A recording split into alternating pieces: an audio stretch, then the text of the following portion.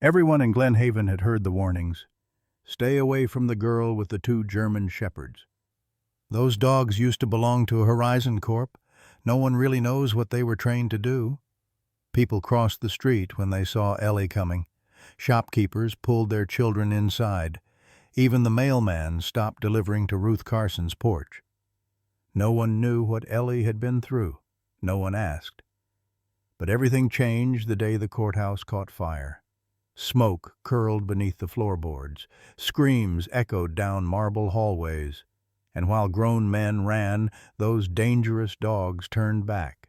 Ash and Blitz didn't flinch. They found the girl in the wheelchair, trapped behind a fallen door. They dragged a judge to safety. They shielded a baby with their bodies. By the time the flames died down, the town could no longer look away. Because sometimes the ones the world fears are the only ones brave enough to run toward the fire. The hallway creaked with the sound of old wood and newer wheels.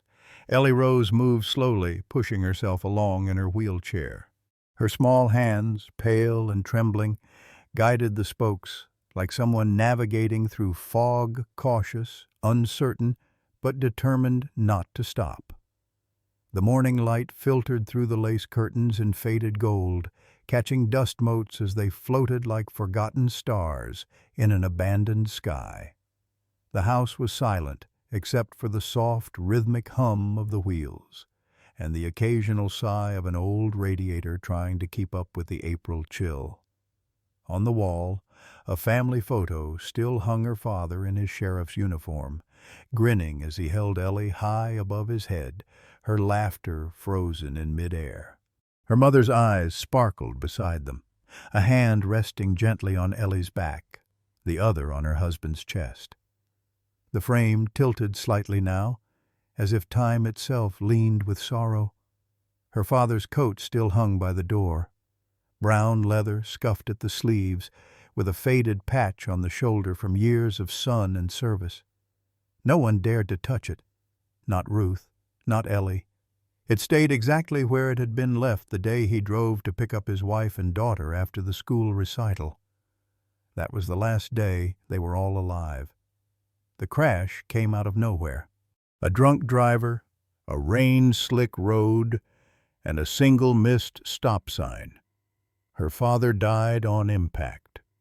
Her mother lived long enough to unbuckle Ellie's seatbelt, shielding her with her own body.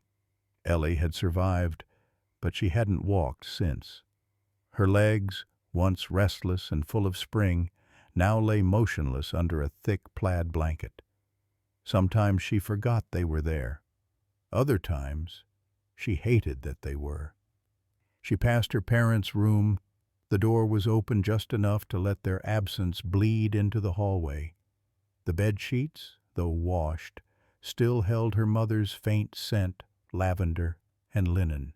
Ellie sometimes wheeled in and just sat there, eyes closed, pretending she was still in her arms, pretending the world hadn't ended. Her grandmother, Ruth, did her best. A retired librarian in her early 70s with silver hair always tied back in a bun and hands that smelled of cinnamon and arthritis balm. She was sturdy but tired. Her joints ached, her savings thinned, and her nights were spent watching over Ellie like a sentinel made of paper. Ruth's love was deep, bottomless even, but she was running on fumes. "Morning Star," Ruth said softly from the kitchen, her voice warm but worn. Ellie didn't reply. She turned into the kitchen and reached the table where a plate of toast waited beside a jar of peanut butter and a chipped mug of warm milk. Ruth placed a gentle kiss on Ellie's head, brushing a strand of auburn hair from her granddaughter's face. "Eat what you can. I've got the early shift at the diner." Ellie nodded, staring at the toast as if it were a puzzle she couldn't quite solve. Ruth knelt beside her, lowering herself with a small grunt. Her hand found Ellie's and squeezed it. "I know it's hard, honey, but we're still here. That has to count for something." Ellie finally looked at her, eyes a strange blend of innocence and grief. She didn't speak. She hadn't spoken much in months. After Ruth left, the silence returned like a tide. The house felt bigger than it was, emptier than it should be. Ellie wheeled toward the back porch, careful to avoid the loose board her grandmother always forgot to fix. The screen door creaked as she opened it, letting the morning in. The backyard stretched out in overgrown patches of wet grass and moss, dotted with wild dandelions. At the far end stood an old apple tree, its bark gnarled, its limbs twisted like arthritic fingers. Her father once hung a tire swing from that tree. Now the rope dangled without purpose, frayed and swaying slightly in the drizzle. Rain began to fall again, soft at first, then steadier. Ellie sat there, watching it bead along the wooden railing, her fingers tracing lines on the wet metal of her chair. She didn't know it yet, but something was stirring in the mist. Ellie opened her eyes to the sound of silence. It wasn't the good kind, the peaceful birds chirping kind she used to wake up to when her mother would draw back the curtains and whisper, "Rise and shine, birthday girl." No, this silence felt heavier, like it had settled in the walls, like it was holding its breath with her. Her room, once filled with color and storybooks, now felt dim and faded. The stuffed animals on the shelf sat frozen in judgment, their glassy eyes watching as she shifted in bed. A small draft slipped through the old window pane and curled around her neck. She tugged the blanket tighter. No balloons, no pancakes shaped like hearts, no off-key singing from her father while her mother giggled behind her coffee mug. Just another gray morning in a house that had forgotten how to celebrate. Ellie turned her head toward the door, half hoping to hear footsteps, Ruth's soft tread on the old carpet, the scrape of the kettle on the stove, a whisper of, "Happy birthday, sweetheart." But the hallway was still. She reached for the wheelchair beside her bed and pulled herself into it with quiet effort.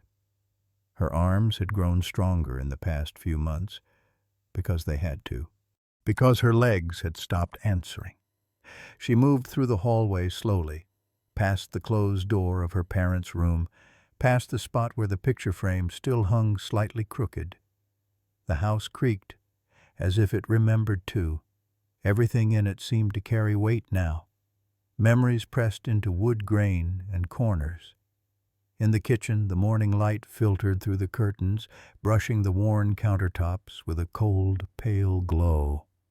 On the table sat a small, square box, wrapped in old newspaper and tied with red yarn. Beside it was a slice of plain toast on a chipped plate and a cup of milk that had started to cool. Ellie stared at the box. There was a note written in Ruth's neat, looping hand. "Happy 7th, my brave girl. I'll be home early today. Love you to the moon and back. Grandma." Her chest tightened. She untied the yarn and peeled back the paper. Inside was a hand-knitted scarf soft, made of mismatched pink and cream yarn, uneven at the edges but warm. She pressed it to her face. It smelled like Ruth's cinnamon and lavender, with just a trace of the diner's grease. Ellie's eyes drifted to the small item taped to the scarf, a single birthday candle, already used once, its wick slightly blackened. It had been her 6th birthday candle, the one her mom had saved, saying, "We'll use it again next year for luck." Ellie held it for a long time. Then, slowly, she placed it on top of the toast, like it were a cake. She didn't light it. She didn't make a wish. What could she ask for now that wouldn't feel like betrayal? But then, just to play along with the silence, she closed her eyes and whispered to no one, "I miss you." Outside, the rain tapped gently on the windows. Inside, the scarf lay draped around her shoulders like an embrace she couldn't return. And though the moment was small, fragile, and laced with grief, there was something in the effort, some tiny defiance against forgetting. The rain hadn't stopped since morning. It tapped steadily on the windows, streaking the glass in long, tired lines. Ellie sat near the back door, wrapped in the scarf Ruth had knitted, staring out into the gray drizzle that swallowed the backyard. Her toast had gone cold, her scarf itched at her neck. The silence in the house was loud again, until it wasn't. There, a sound, soft, barely there, a whimper. Ellie froze, her breath caught in her chest. She turned her head toward the back door, straining to listen. Again, quieter now, but real. Not the creak of the house, not the moan of the wind, a small, broken sound, like something breathing through pain. Ellie wheeled herself closer to the glass. Beyond the old porch railing, past the overgrown grass and broken fence posts, the backyard sloped toward the apple tree. Its twisted branches had long since stopped blooming, but it still stood like a silent guardian. Leaves slick with rain, trunk dark and gnarled, and under it, something moved. No, two somethings. Shapes, large, hunched, shaking slightly. Ellie blinked, wiped the condensation from the glass with her sleeve, and squinted. They were dogs, big ones, German shepherds by the shape of their ears and bodies. One lay curled tightly against the base of the tree, ribs heaving, eyes wide with dull pain. The other was sprawled beside it, head low, flanks rising and falling in uneven rhythm. Both were soaked to the bone, their fur matted with mud and something darker blood. Ellie's stomach twisted. She hesitated only a moment. Then, quietly, she unlocked the door and rolled out into the rain. The wheels of her chair hissed on the wet wood. Mud splashed up her sleeves as she bumped over the broken step and pushed into the yard, breath quickening. The dogs didn't move. They watched her, silent, tense, but not growling, not snarling, just watching. The one closest its left paw twisted oddly, shifted slightly, eyes flicking to the other dog and back to Ellie. Protective. "It's okay," she whispered, rain tapping her cheeks like cold fingers. "I won't hurt you." The wind blew her words sideways. The earth smelled like wet bark and fallen leaves and something coppery. Ellie's heart beat so hard it hurt. She stopped a few feet away, hands trembling on the wheels. One of the dogs, the larger one with torn ear and a deep scratch across his shoulder, tried to stand, but collapsed again with a grunt, legs giving out beneath him. Yet still he didn't bare his teeth. The second, smaller, had softer eyes. His fur was darker, and a patch of white curled near his chest. Ellie swallowed. "You're hurt?" she said, voice cracking. "You need help." She looked down at her scarf, then unwrapped it slowly and extended it like a peace offering. The wind caught its edge. Neither dog moved. "I'll call you Ash," she whispered, nodding to the darker one. "Because of your coat." Her gaze shifted to the one with the torn ear. His eyes were sharp but tired, like he'd been through storms before. "And you? You're Blitz." She didn't know why the names came. They just did, like she was remembering them, not making them up. Blitz blinked. Ash lowered his head, but not in fear. And somehow, in that rain-soaked moment beneath the gnarled apple tree, the three of them, an injured girl and two broken beasts, understood one another. Ellie reached forward with a slow, shaking hand. Blitz didn't flinch, Neither did Ash. Her fingers brushed wet fur. It was warm, trembling. They were real, and they weren't leaving. The door creaked open just past 6. Ruth shoved it closed behind her with a tired shoulder, arms heavy with a bag of groceries and the faint scent of fryer grease clinging to her coat. Her shoes left small puddles on the mat. Rain still whispered on the tin roof, a lullaby for a house that had seen too many quiet days. She called out instinctively, "Ellie?" The kind of silence that wasn't empty, but full of something wrong or different. Ruth dropped her keys into the bowl, kicked off her shoes, and stepped into the living room. The grocery bag hit the floor with a dull thud. Eggs cracked. A tomato rolled away. Ellie was on the floor, not in her wheelchair, on the actual floor, curled up, pressed between two massive mud-caked beasts, German shepherds. Ruth's breath caught halfway between a scream and a prayer. She didn't move, couldn't. Her mother heart clawed between panic and disbelief. Her brain screamed danger. Her feet refused to obey. The word escaped like it might shatter something. The little girl stirred, blinked slowly, and turned toward her. She looked peaceful. The dogs lifted their heads. Not aggressively, no growls, no bared teeth. Just alert. Watchful.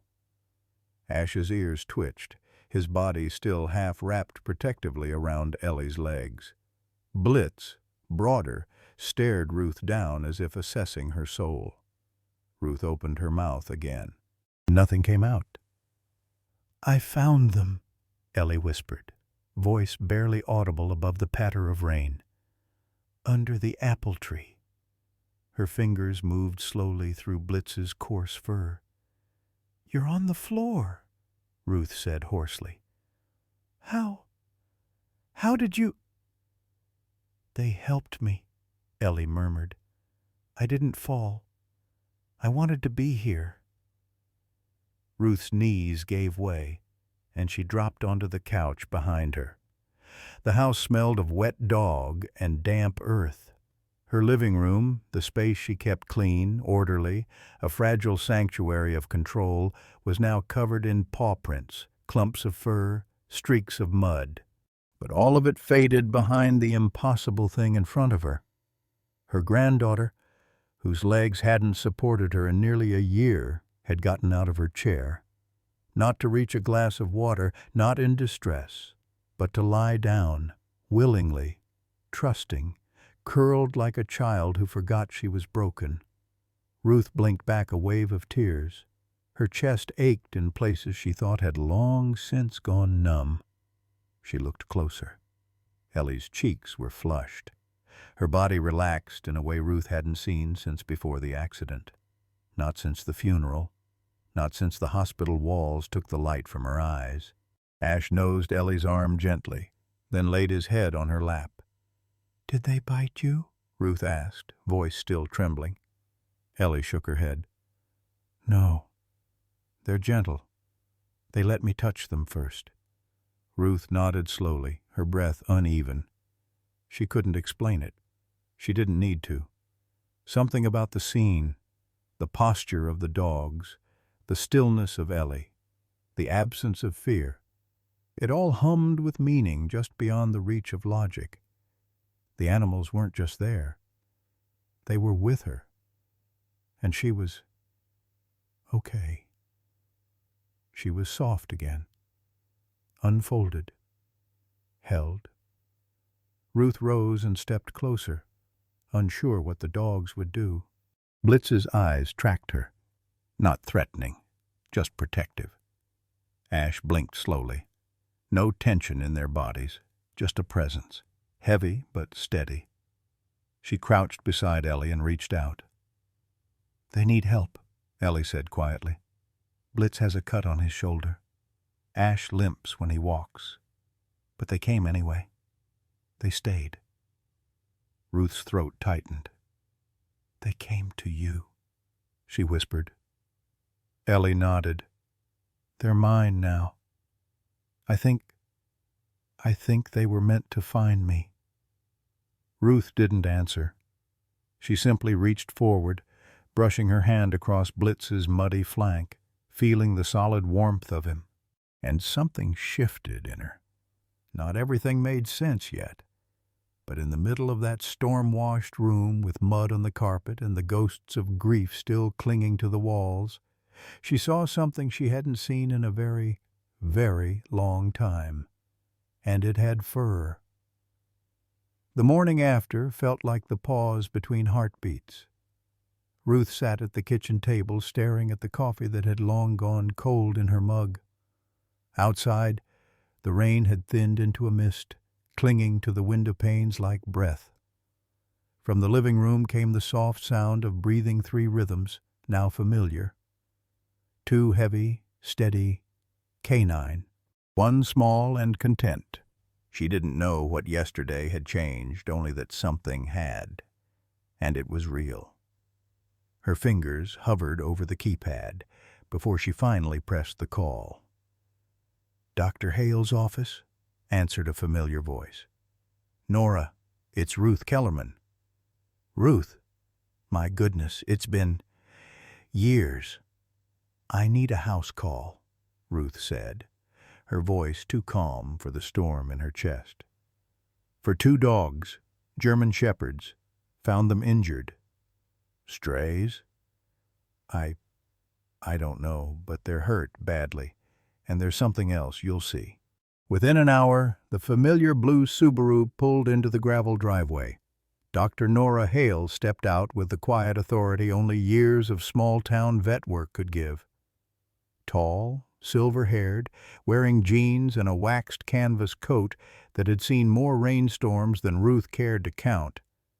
She looked like she belonged in a novel about storms and second chances.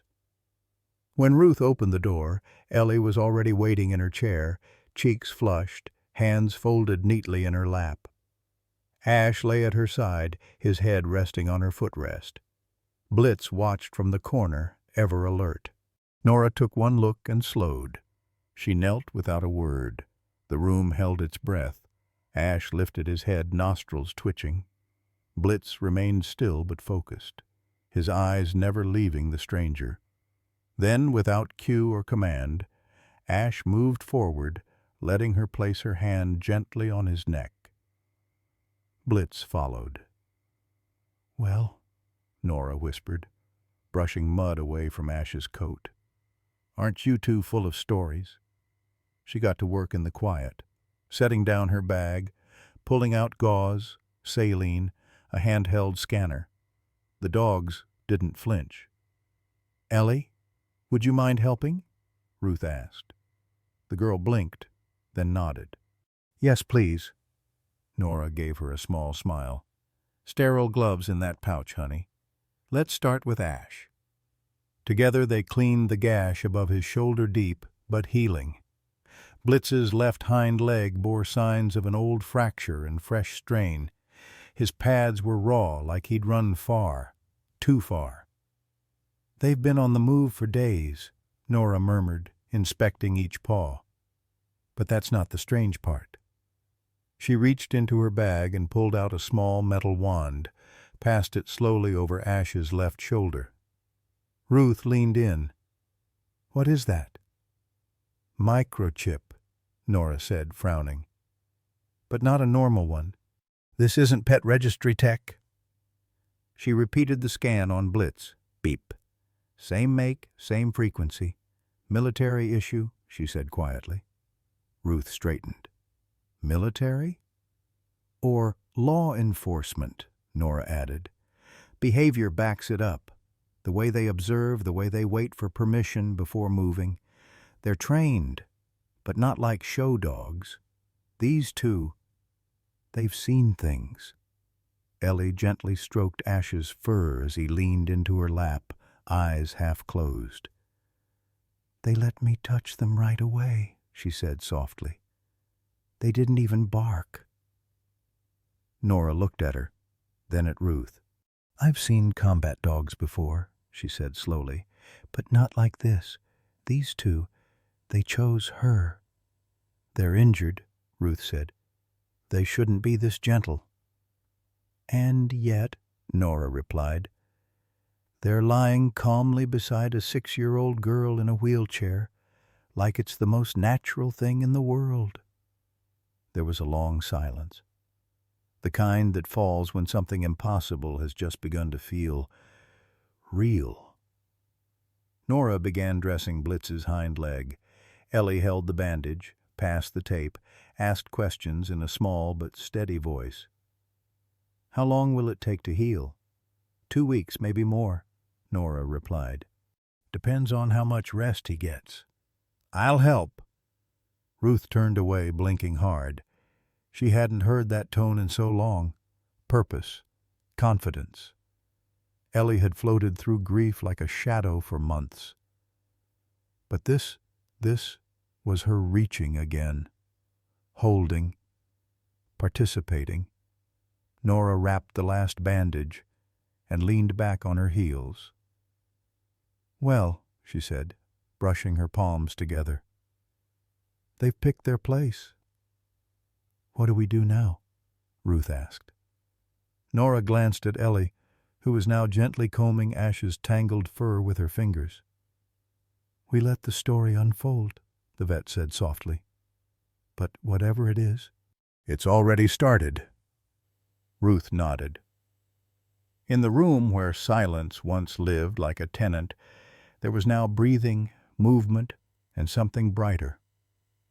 It didn't matter where they came from. They were home now. The rain had returned, this time not as a storm, but as a whisper, a steady, rhythmic tapping against the roof that sounded like someone softly knocking on the walls of the world. It was the kind of night that asked to be remembered.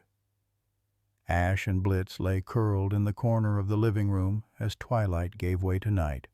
Blitz's leg was bandaged in clean gauze, and Ash had dried mud still clinging to the ridges of his thick coat. Yet neither moved when Ruth walked by, nor when Ellie wheeled herself to the edge of the hallway, clutching a blanket too big for her shoulders. "Do you think they'll stay?"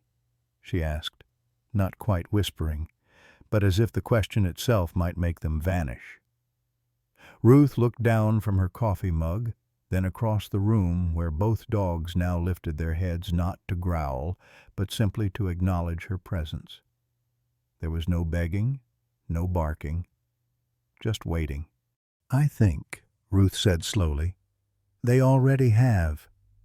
That night, the house changed. For the first time since the accident, Ellie asked to sleep with the door open. "Just a crack," she said, pointing her chin toward the hallway. "So they can come if they want." Ruth nodded. Ash came first. Silent, deliberate, as though stepping into a sacred space. He padded across the old wooden floor and stopped beside her bed. He didn't jump. He didn't nudge. He simply sat, like a statue carved from memory, a guardian of dreams. Blitz lingered by the window. He didn't settle for a while, scanning the yard through the sheer curtain, ears twitching at every rustle of wind or snap of branch. It wasn't until the grandfather clock struck midnight that he finally lowered himself, head resting just beneath the sill, eyes still open. Ruth watched it all from the hallway. It felt wrong to interrupt, like walking in on a prayer. So she left the lights off and let the house rest, too. Sometime around 2:00 a.m., Ellie whimpered. It wasn't loud, not the scream she used to give in the hospital, not the gasping sobs that used to tear from her throat in her sleep. Just a soft, breathless cry, as if her body had remembered something her heart had tried to forget. Ash stood immediately. He didn't bark. He stepped gently onto the rug beside her bed, pressed his nose to her shoulder, then rested his head across her legs, as if to say, "You're not alone. You never were." Ellie's breathing slowed. She reached out, still half asleep, and her small fingers threaded into the thick fur around his neck. She didn't wake. But the tears didn't return either. From the hallway, Ruth stood in shadow, hand over her mouth. She hadn't even heard the nightmare coming. But Ash had, and that meant something deeper than comfort. It meant recognition, as if in some echo of instinct or memory, the dog understood pain that couldn't be spoken. Or maybe, Ruth thought, some souls just knew how to find the ones that were breaking. By morning, Ellie was still asleep. Blitz had returned to the foot of her bed, his breathing slow, his chest rising and falling in time with hers. Ruth didn't disturb them.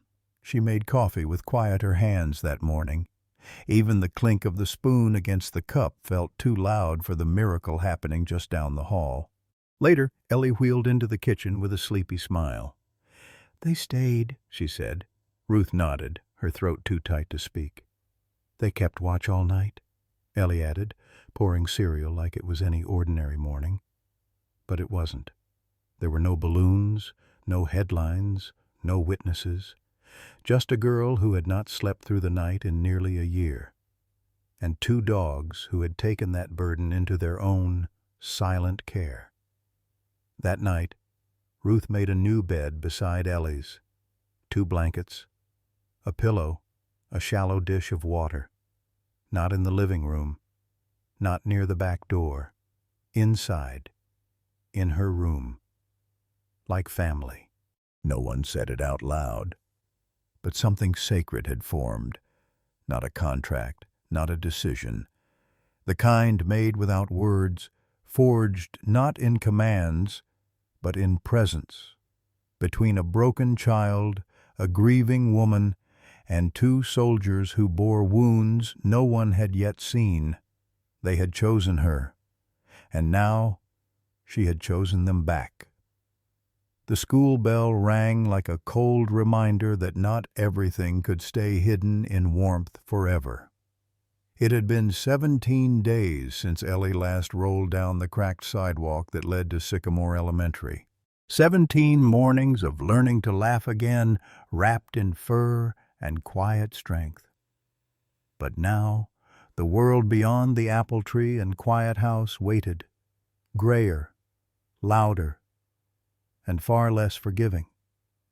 She adjusted the scarf Ruth had knit, still a bit too long, fraying slightly at the ends, and wheeled forward.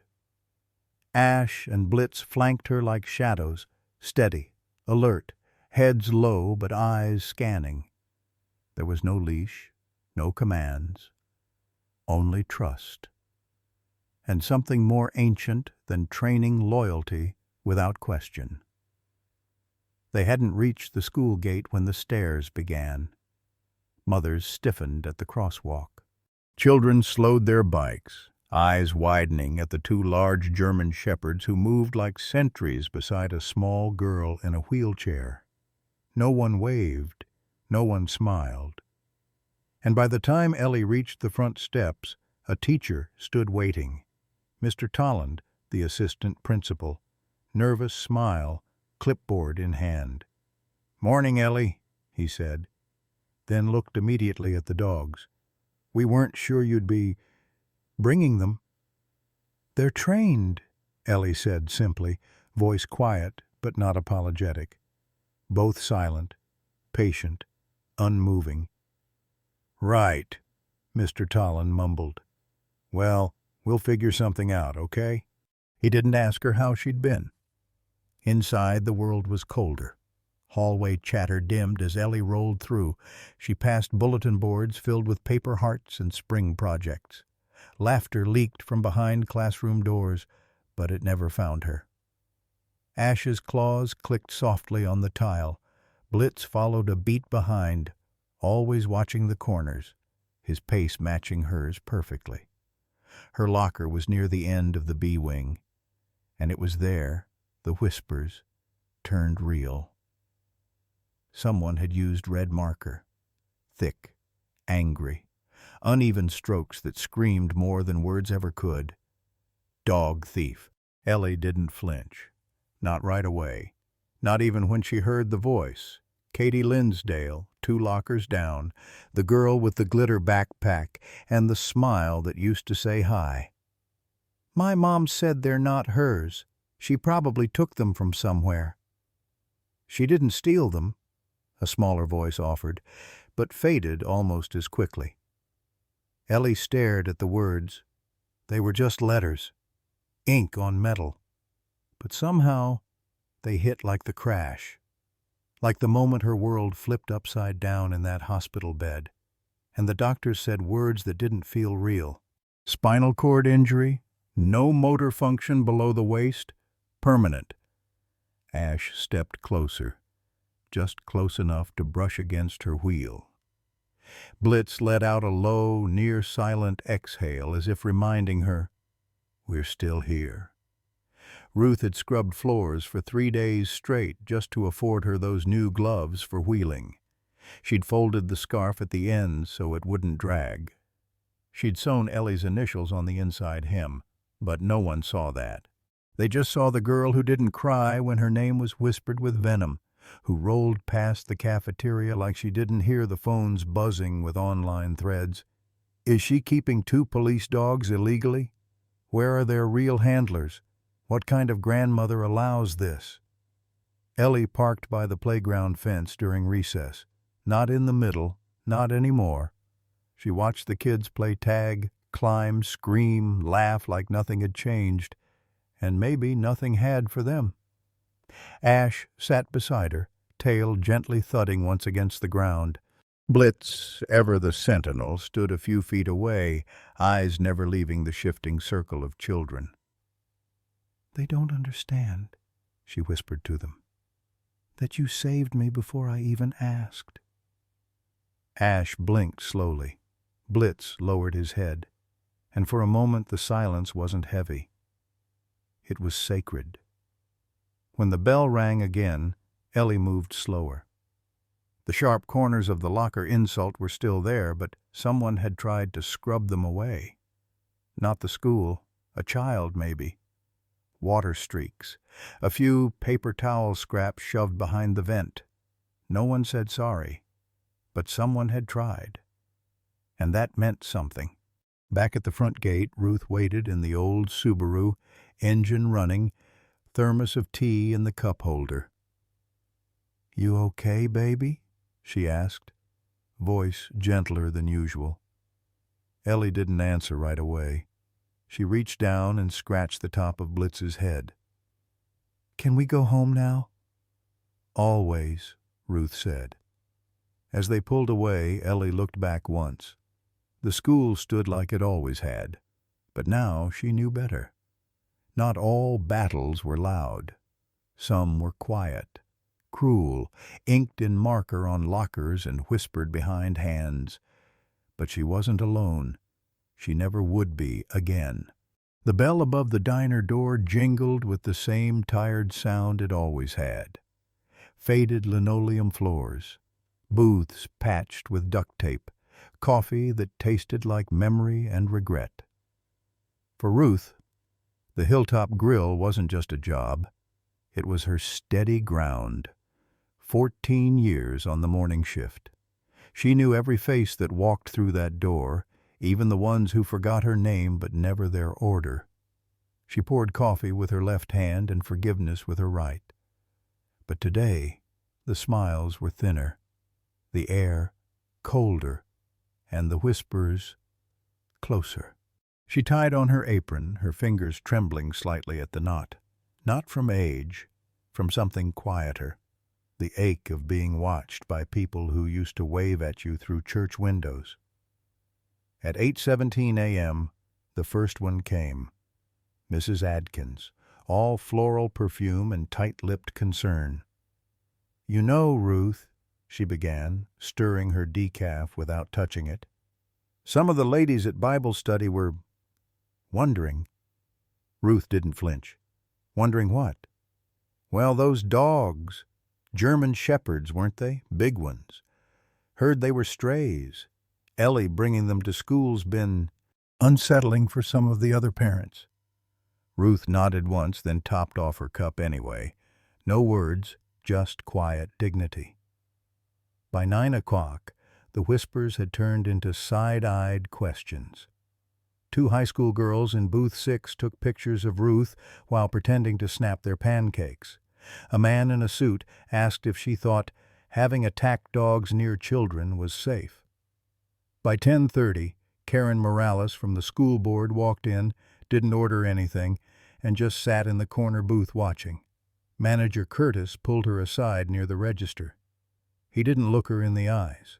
"Ruth," he said, tone all too careful, "I'm cutting you to 4 days a week for a while, just until things settle."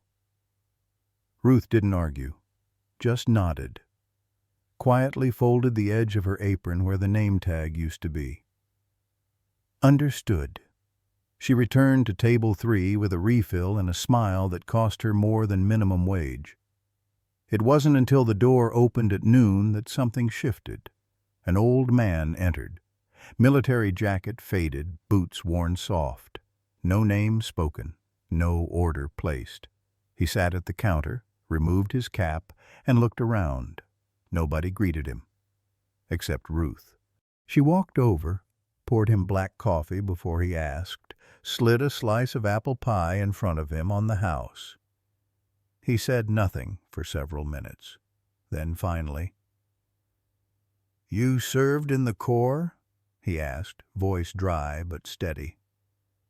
"My husband did," Ruth replied. "Till Desert Storm. Never made it home." The man nodded, slow and deep. "Dogs yours?" "No, not really. They found us." "Good," he muttered, eyes scanning the diner. "Not enough people left who deserve them." Before he left, he pulled a 50 from his coat pocket, creased, old but crisp at the corners, and tucked it under the empty pie plate. When Ruth reached for it, she noticed a message scrawled in firm blue ink on the napkin beneath. "Keep fighting. They're watching. But so is God." He never told her his name. He didn't have to. Ruth stood behind the counter for a long moment after the door closed. Some things aren't spoken. They're felt in the space between people who've known war, loss, and the long quiet that follows both. She folded the napkin, slipped it into her coat pocket, and returned to pouring coffee. Because battles don't always look like battles. Sometimes they look like staying kind in a room full of cruel glances. Sometimes they look like not explaining the miracle sleeping beside your granddaughter each night. Sometimes they look like letting people talk while you just keep showing up. It was the kind of afternoon where the sun didn't shine so much as hover soft, indecisive light filtering through dusty windows. The house smelled faintly of chamomile and rain-damp fur. Ellie sat in her chair, wheels locked, breath caught somewhere between her ribs and her throat. Therapy had been hard that morning. Hard in a way people didn't understand unless they'd had to relearn how to trust a body that once betrayed them. Her therapist had said, "Push through the limits, Ellie." But limits weren't paper walls you could shove aside. They were like gravity or shame. She sat in the quiet now, facing the small wooden shelf Ruth had picked up from a church rummage sale. On its top was a copy of Where the Red Fern Grows, her favorite, the one with the frayed spine and coffee stain on page 83. The book had somehow made it through the accident and everything after, but it might as well have been on the moon. 6 feet away, 1 foot too far. Ellie's hand hovered near her wheel, then dropped again. "I hate this," she whispered. Ash shifted from his spot by the door. Blitz remained curled at the baseboard, eyes half-lidded but alert. Ash stood carefully, slowly, and walked to her side. No sound, just the gentle creak of his movement against floorboards. He paused beside her chair, then nudged the brake with his nose. Locked. The chair stabilized, a stillness that felt like trust. Then, almost like he understood the ache behind her quiet, Ash stepped behind her left side right, where her shoulder slouched when she pushed.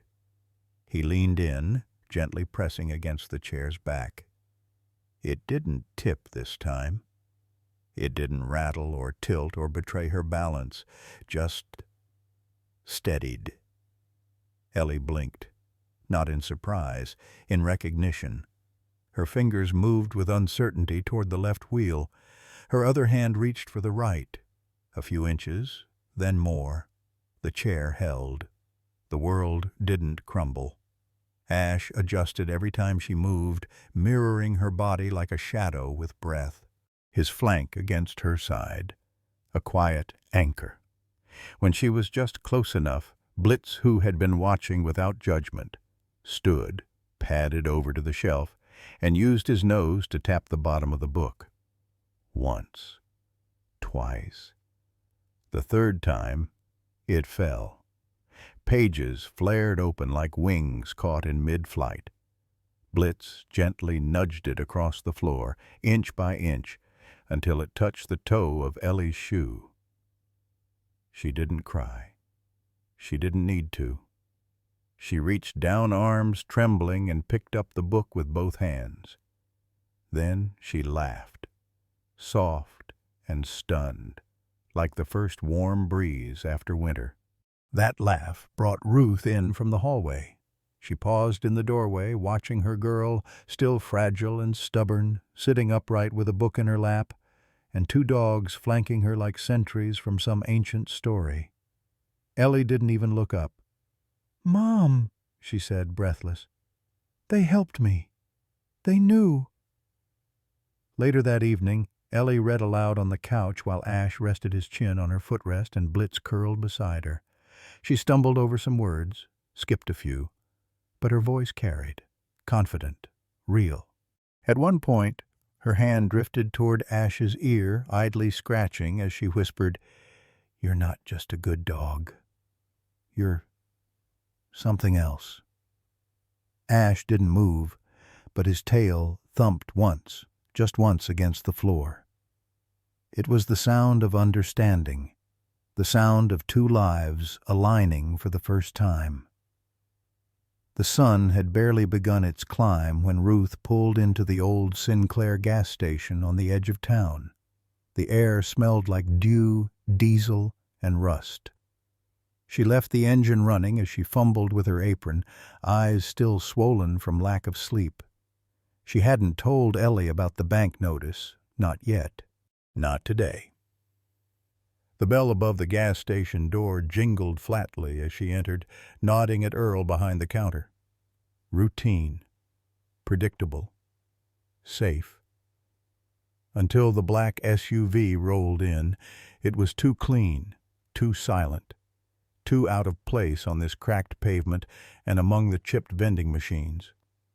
Ruth paused, her fingers tightening on the edge of the coffee dispenser. A man stepped out, tall, lean, polished, like a courthouse floor.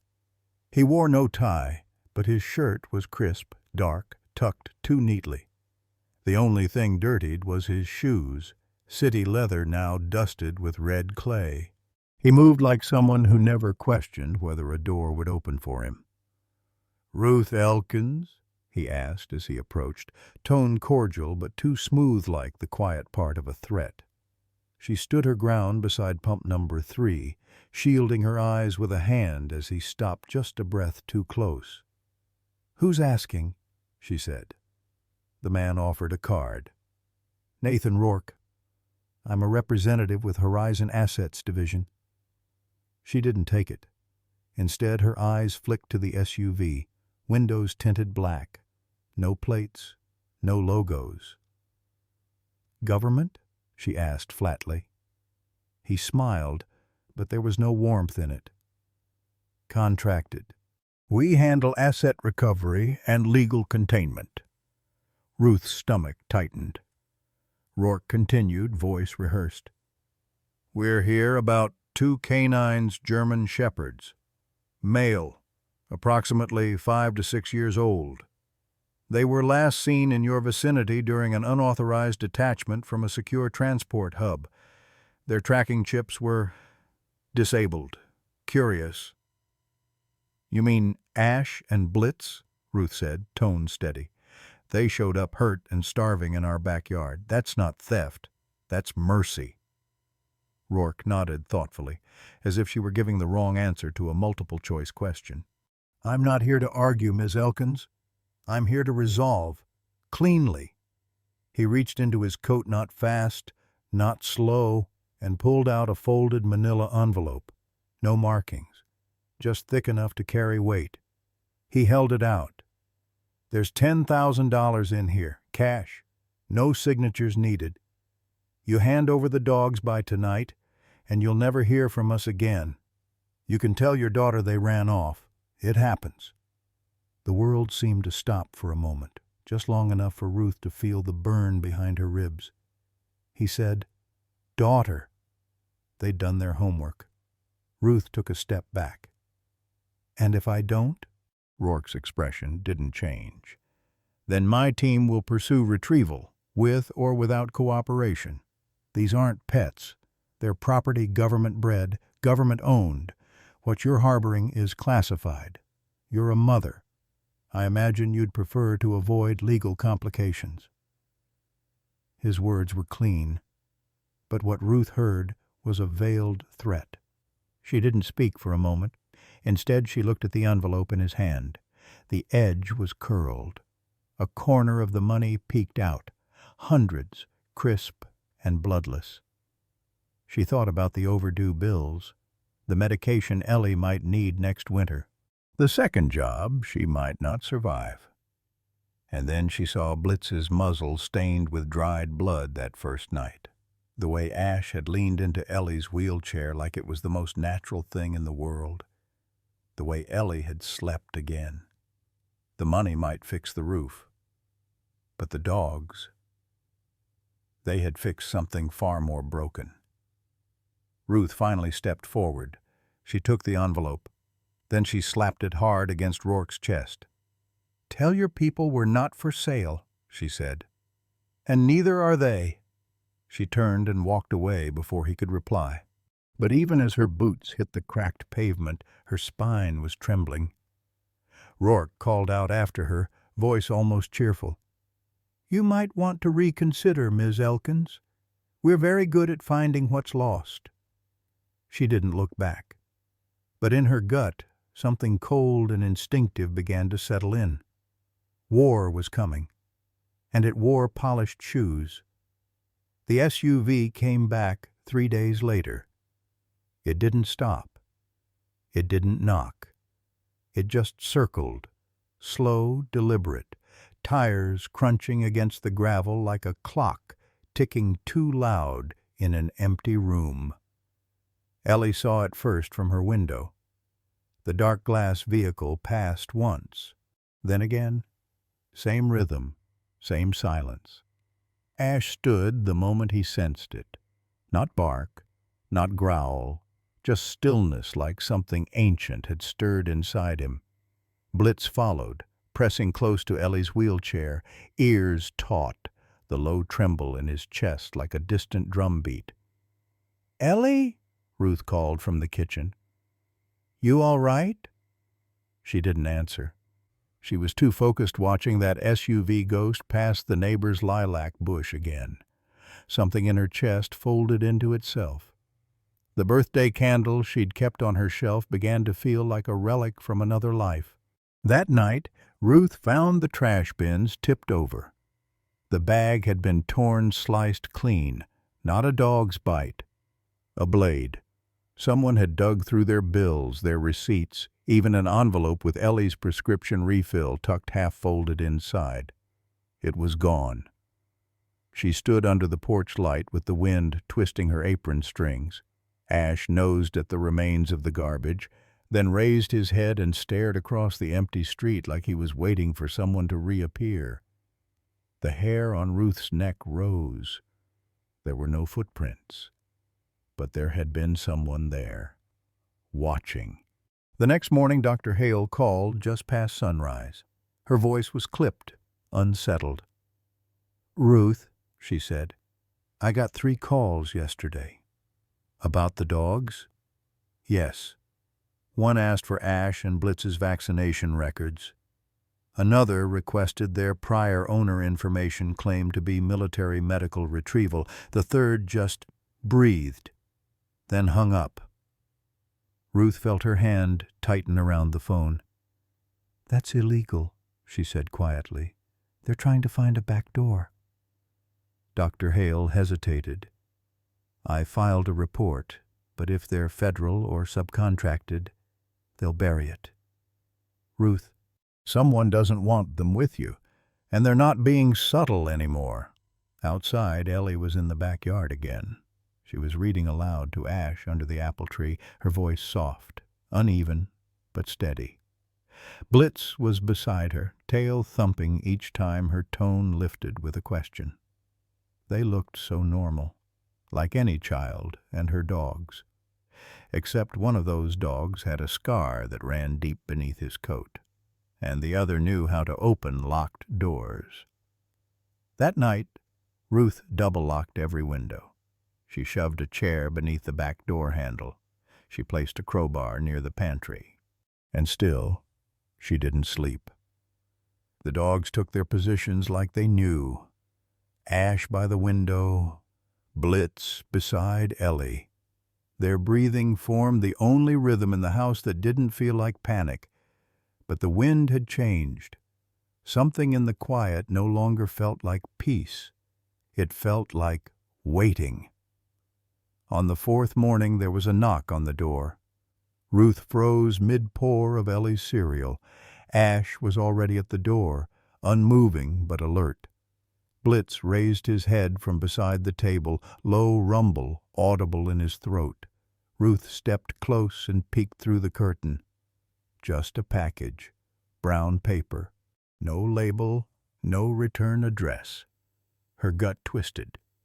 She opened the door slowly, heart thumping a beat too fast. The package sat heavy on the doormat like it knew it didn't belong. She didn't bring it inside. Instead, she walked it straight to the garden hose, tore it open with gloves. A dog tag, scorched at the edge, stained red. There was no name, just a number, burned halfway through. That night, Ellie asked, "Mom, are they going to take them away?" Ruth tried to smile, failed. She reached over the blanket and stroked Ellie's hair as Blitz leaned his head onto the mattress beside her. "No," she whispered, "not without going through me first." And in the quiet that followed, Ash stirred near the window again, like he had seen this kind of shadow before. The town hall of Glen Haven hadn't been this full in years. The overhead lights flickered slightly, casting a tired yellow hue over a sea of folding chairs, flannel jackets, and farm-worn boots. The scent was a mix of old wood, damp coats, and anticipation thick enough to choke on. Ruth sat near the back, elbows tight to her sides, eyes on the podium. Ellie sat beside her in her chair, her gloved hands resting on Blitz's neck. Ash remained pressed at her other side, unmoving, a statue of disciplined loyalty. The room went quiet when the man in the navy suit took the floor. Nathan Rourke didn't belong here, and he didn't try to hide it. His shoes were too clean, his tie too sharp, his posture too rehearsed. Like he'd practiced this speech in front of a mirror, but not in front of people who knew what droughts and foreclosures felt like. "Good evening," he began, his smile carefully set. "My name is Nathan Rourke, and I represent Horizon Assets. Some of you may know us from our recent development proposals in neighboring counties." "We've heard," someone muttered near the front. Nathan chuckled politely, ignoring it. I won't take much of your time. I come with an offer, one that I believe could be of great help to Glen Haven's future." He held up a folder, crisp, new, embossed with Horizon's logo. A discretionary donation of $250,000. No strings, no PR. Straight to Glen Haven's school district, enough to keep teachers from leaving, to reopen the special needs program, to repair your cafeteria's failing roof. There was a murmur. Heads turned, mouths opened, but hesitated. Then Nathan's voice shifted just slightly, lower, calmer, calculated. "All we ask," he continued, "is for the peaceful retrieval of 2 government working dogs currently residing unlawfully with a minor." A woman in the front stood up. "That minor has a name. Her name's Ellie, and she's been through hell." Another voice followed. "What makes you think the dogs want to go back with you?" Nathan didn't blink. "Because they're federal assets, highly trained, dangerous without oversight. We can't risk—" "They've been nothing but gentle," Ruth said suddenly, rising. Every head turned. Ellie flushed beside her. Ruth's voice didn't shake. "They watch over her. When she cries in her sleep, Ash wakes her up. When she drops her book, Blitz brings it to her lap. I've seen therapy dogs. This is different. They're not a threat. They're a reason she started living again." Nathan's smile cracked at the edge. "Mrs. Green, emotional attachments don't change property law." The mayor, an older man named Harris, who had once coached Ruth in junior high track, cleared his throat. "Let's keep this civil." But the room had shifted. Lines were being drawn in expressions, not words. On one side, people who saw dollar signs and a broken school roof that had leaked since 2008. On the other, people who had watched Ellie return to the world inch by inch, with 2 shadows always beside her. An old veteran near the back stood. "I know those dogs, not them exactly, but the look, the way they scan a room, the way they don't move unless there's danger. That's not aggression. That's protection.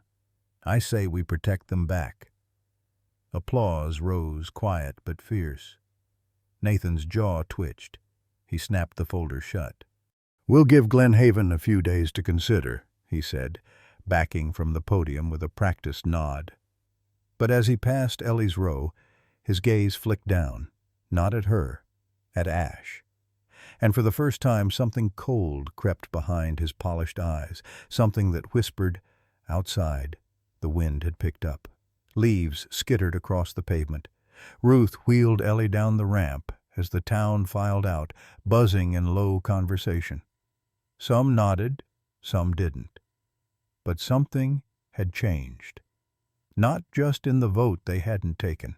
In the way Glen Haven looked at a girl in a chair, flanked by 2 dogs who didn't leave her side. And maybe, just maybe, they were starting to believe her silence said more than anyone's speech ever could. The Glen Haven Municipal Courthouse wasn't built for emergencies. It was built for parking tickets, zoning disputes, and the kind of custody hearings no one expected to make the news.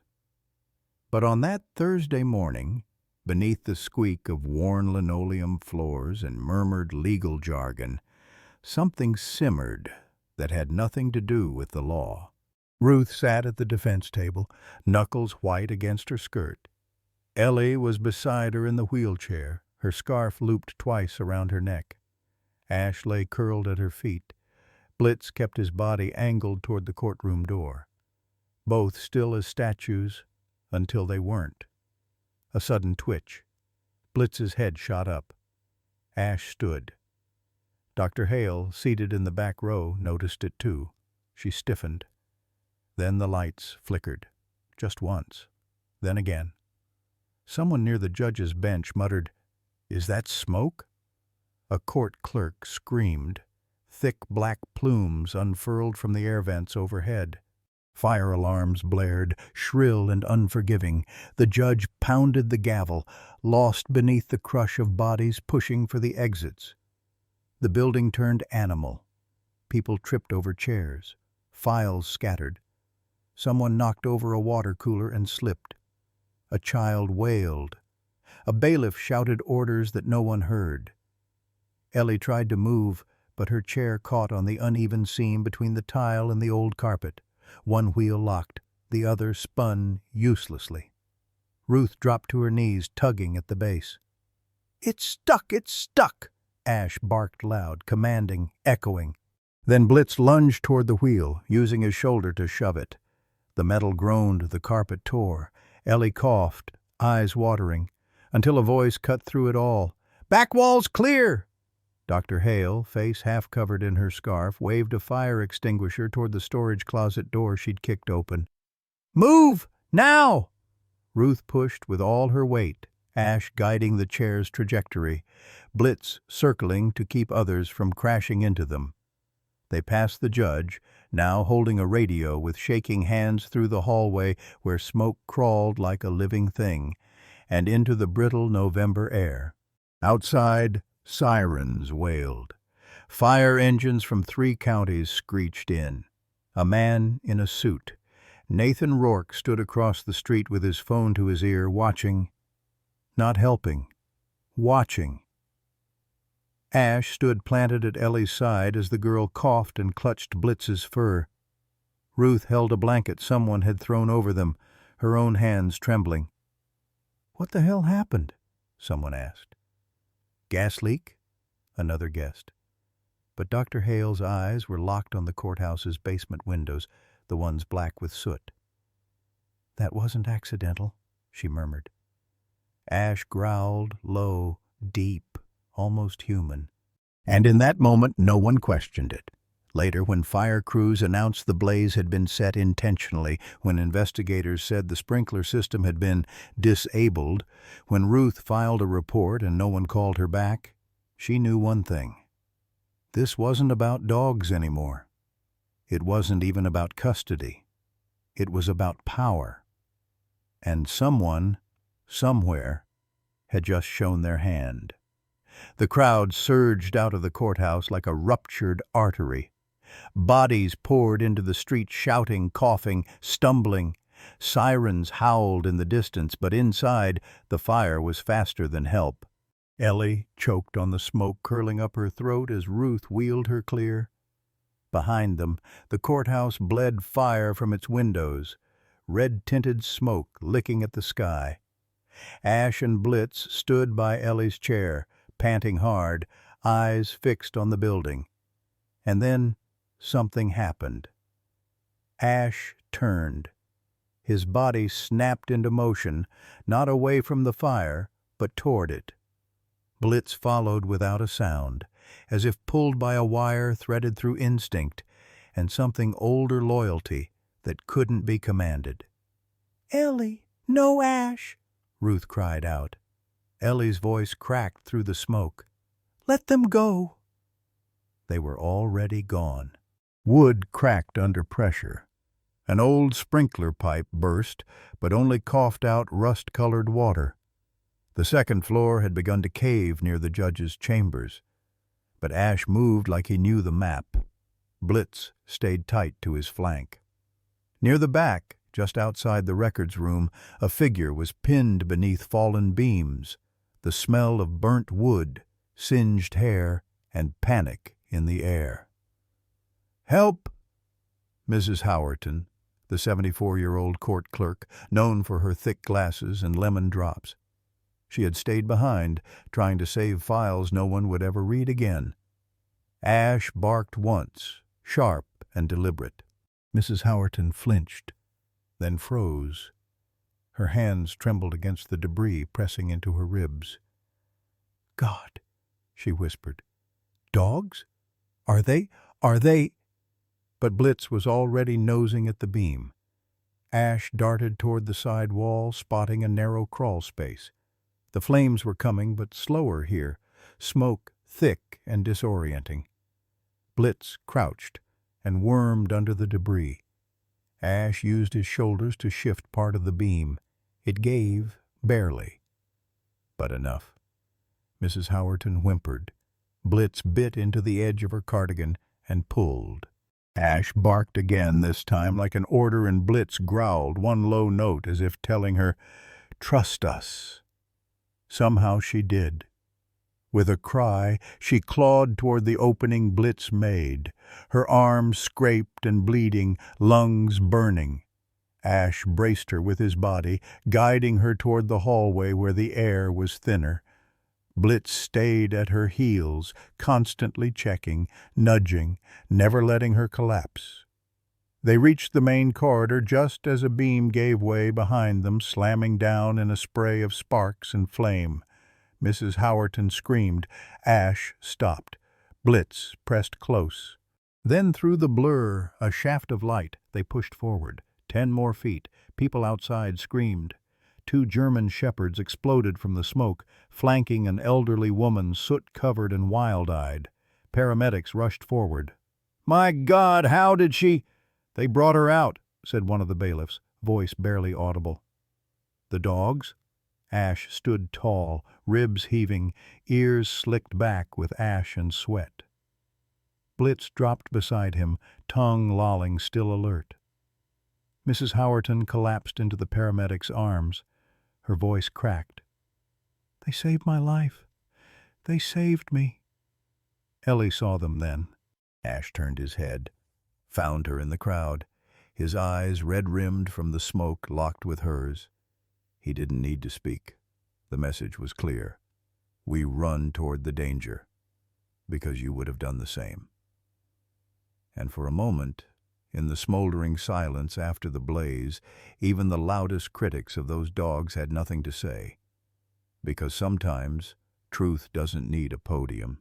It just needs a witness. The courthouse still smoldered when the first photos hit the Glen Haven community Facebook page. A grainy shot of Ash emerging from the blackened hallway, soot streaked across his fur, Blitz flanking an elderly woman barely able to stand. By sunset, the post had over 4,000 shares. By morning, the town wasn't just talking, it was remembering. Ruth stood behind the diner counter, apron still stained from the lunch rush, and listened as a pair of regulars argued softly in the booth by the window.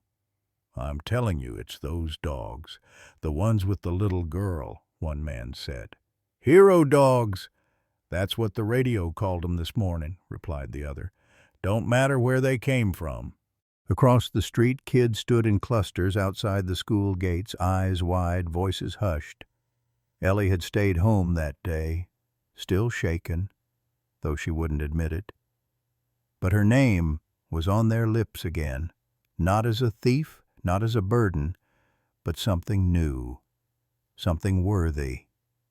At the gas station, Ruth spotted Mrs. Howerton in a sling, gingerly getting out of her nephew's pickup truck. She crossed the lot with the slow precision of someone counting her steps, but her face glowed with something more than relief. She entered the store and placed a bag of lemon drops on the counter. "For Ellie," she said, "and those beautiful dogs. I owe them more than candy, but it's a start." Ruth blinked hard. They were just doing what they knew. "Then they knew better than the rest of us," Mrs. Howerton murmured. The town board postponed 2 meetings. The school rescinded its "no animals on campus" recommendation temporarily. Dr. Hale's clinic phone rang nonstop.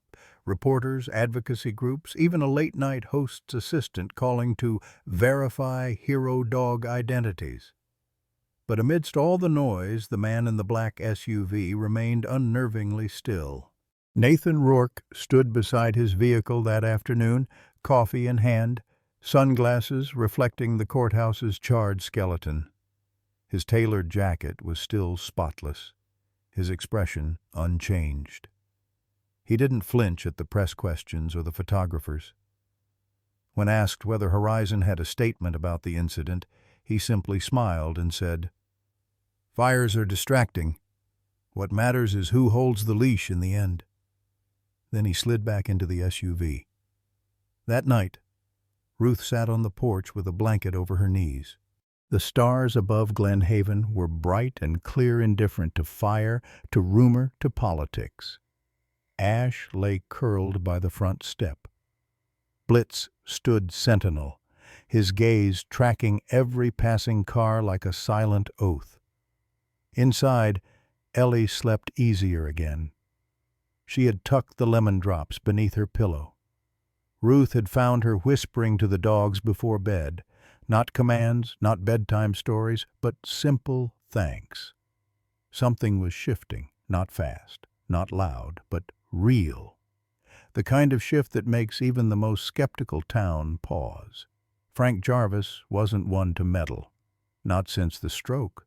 Not since the department boxed up his commendations and folded his canine partner's flag into a triangle too sharp to touch. But something about the dogs didn't sit right. He first saw them outside Dr. Hale's clinic, sitting so still you'd think they'd been carved from black marble. One watched the parking lot. The other scanned the sky, not pacing, not panting, just waiting, like they knew the next move before anyone else. Frank had seen that posture once before, outside Kandahar 2006. Only then, it was a handler bleeding out and a German shepherd who refused to leave the body, teeth bared at the medic who came too late. Ash had that same glint. So did Blitz. But it was deeper, colder, a protective silence. That night Frank pulled out the box. It had lived untouched in the corner of his den for nearly 12 years. Next to the window, no one opened. The latch creaked like an old joint, and the smell of old paperwork and mothballs rose like smoke. Inside were logbooks, deployments, patches and tags, tattoo records, serial numbers, government issue specs for every K9 vest issued between 1999 and 2012. He flipped open one of the laminated charts and found what he needed: VIN-style serials, 6-digit identifiers starting with MK for Marine K9 units, AF for Air Force, and so on. Ash's vest, seen in a local news photo, read HRN A2037, Blitz's HRN A2038. He stared. No prefix matched HRN. Frank cross-checked through every branch. He even called an old buddy at Fort Carson, grumbled through a 20-minute voicemail tree, and asked, "Ever hear of Horizon issuing vests under their own prefix?" The silence on the other end was long. Then, "Off the books, maybe. But those wouldn't be in any clean ledger, Frank." The next morning, Frank parked outside the elementary school in his faded blue pickup. Not close, just close enough to see the kids file in. Ash walked beside Ellie, never crowding her, just a gentle shadow. Blitz followed behind, pausing at each street corner before proceeding. Calculated. Precise. Trained, no doubt. But by who? Later, at the diner, Ruth nearly dropped a tray when she saw Frank in his booth. He hadn't come in since before winter. "You still pour coffee like it matters?"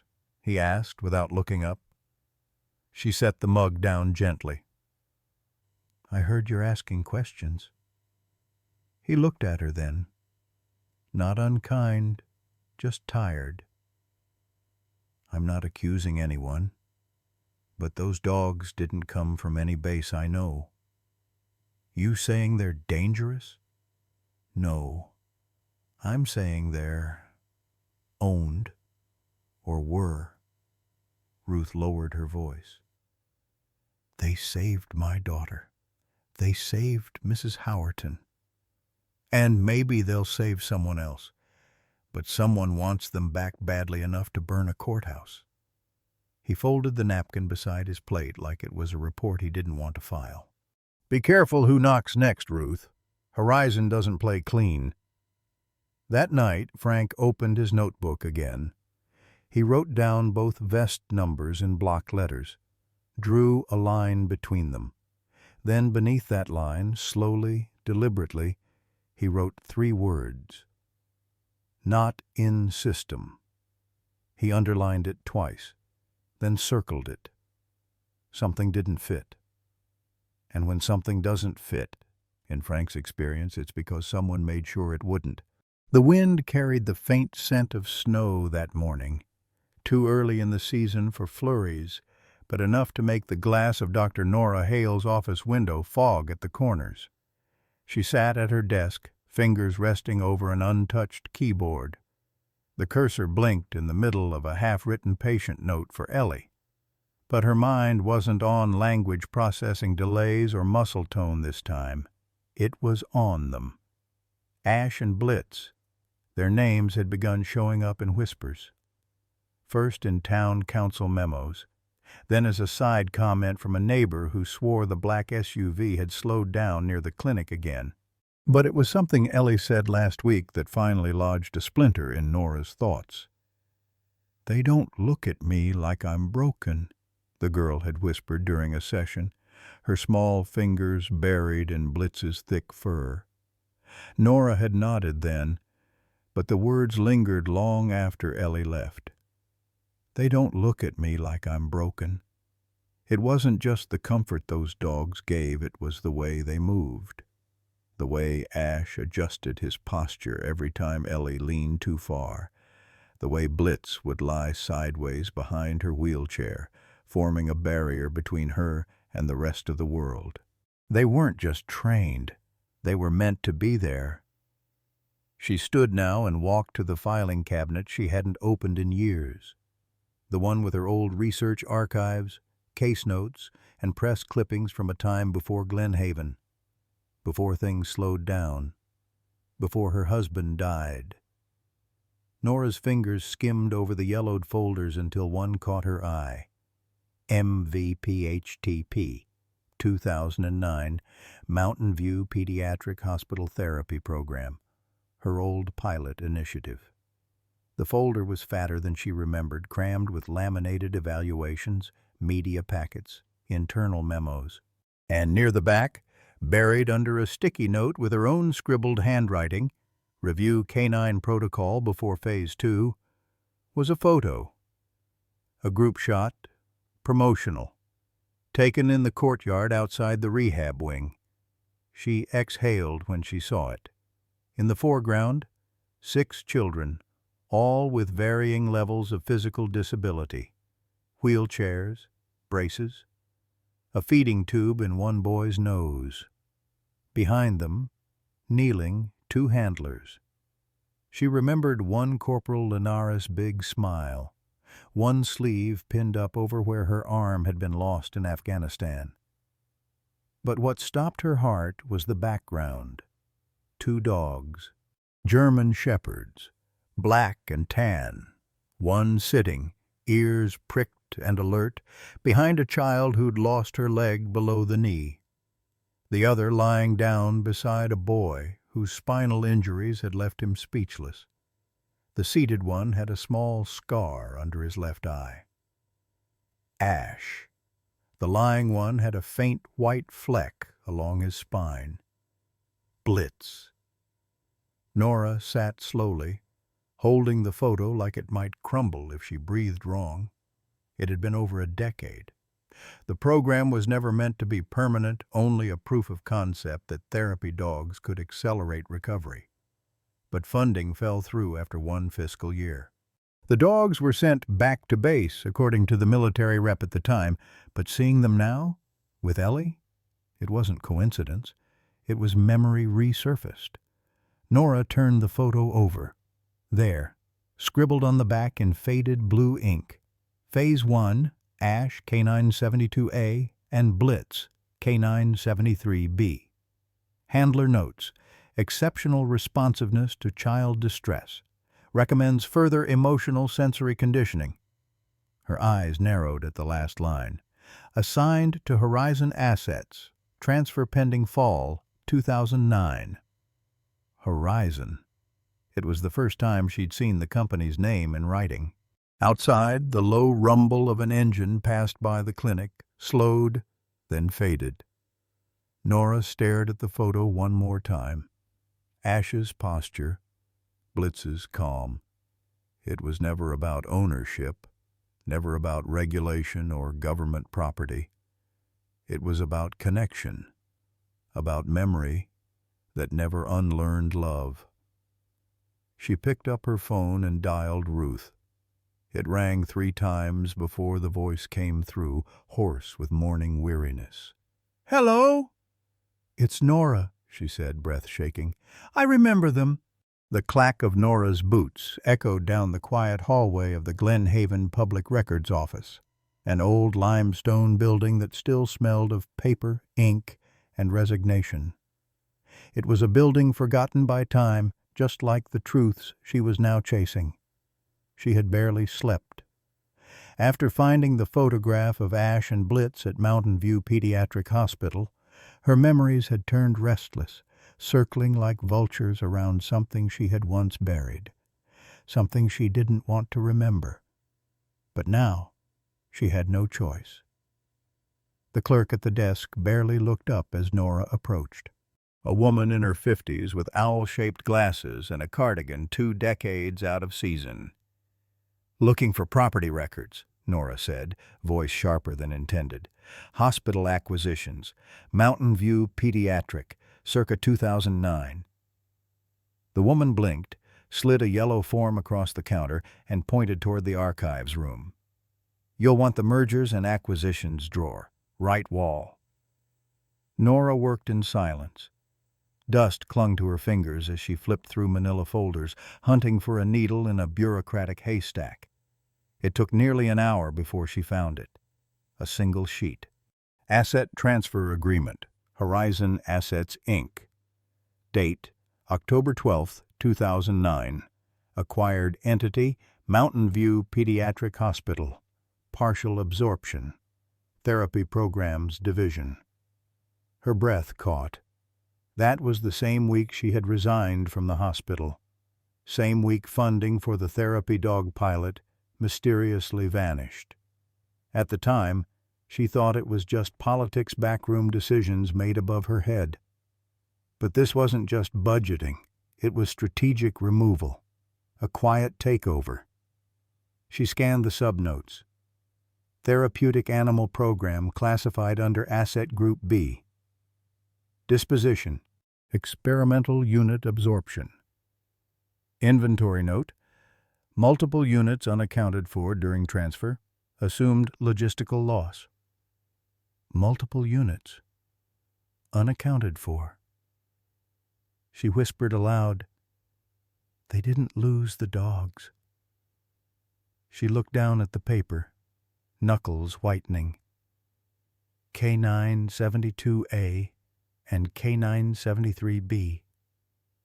Last logged under Pediatric Therapy File. Not present during acquisition audit. Ash? Blitz. They weren't stolen. They escaped, like survivors of a burning building that no one ever admitted had caught fire. Nora leaned back in the cracked leather chair of the reading room, the fluorescent lights above buzzing faintly like a warning. Her mind reeled, not just with what this meant for Ruth and Ellie, but what it said about Horizon. They hadn't built these dogs. They'd taken them, co-opted them from a program meant to heal, repurposed for agendas no one was allowed to question.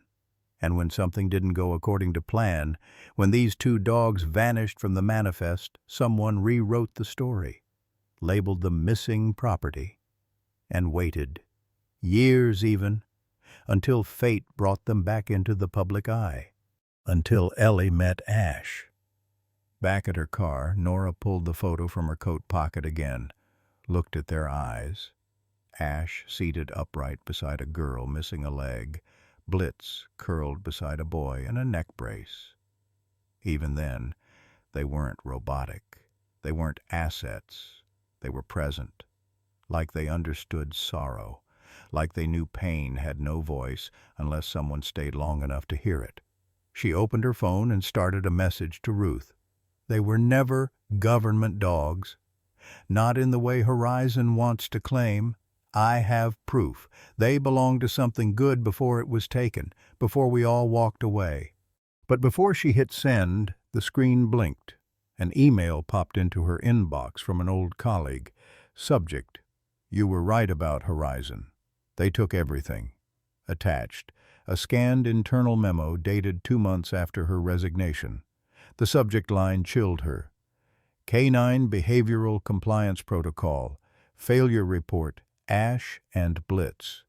And underneath it, both subjects resisted reprogramming after initial conditioning, demonstrated loyalty to pediatric patients, presumed emotionally imprinted. Recommendation, decommission or reassignment to containment facility. Risk factor high if released. Nora's stomach turned. The dogs didn't just escape. They refused to become what Horizon wanted them to be. They remembered who they were. And now, so did she. The sound of chair legs scraping linoleum cut through the quiet of Ruth's farmhouse kitchen. It wasn't much of a war room, just a sunlit table stained with years of coffee rings and Sunday puzzles, but this morning it became something else entirely. Simon Llewellyn, barely 30, and dressed like someone who'd been living out of a duffel bag since law school, leaned over a stack of manila folders. His blazer hung on the back of the chair, his sleeves were rolled, his eyes were the only thing sharp in the room. "They're burying you in paper," he said flatly. "Classic intimidation tactic. 53 pages of procedural garbage. Half of this is written just to make you feel outnumbered." Ruth stood at the counter, pouring weak coffee into chipped mugs. She didn't reply. Ash and Blitz lay on the rug by the stove, heads tilted, as if even they knew the air had shifted. Simon sighed and picked up the latest motion from Horizon's lawyers, flipping through it like it might burn him. They've filed for emergency injunctions, demanded temporary custody of the dogs, cited a dozen obscure federal statutes that haven't been enforced since the Cold War. One of them references the Atomic Energy Commission. Ruth raised an eyebrow. "Are they planning to split atoms in my barn?"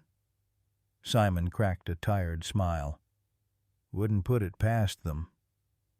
The kitchen table had become a battlefield of timelines, affidavits, veterinary logs, therapy documentation, and photos Nora had helped recover. Ellie in her chair, smiling faintly as Ash steadied her knees. Blitz curled at her feet during a storm, pieces of a quiet life being dismantled by forces that didn't know it, and worse, didn't care.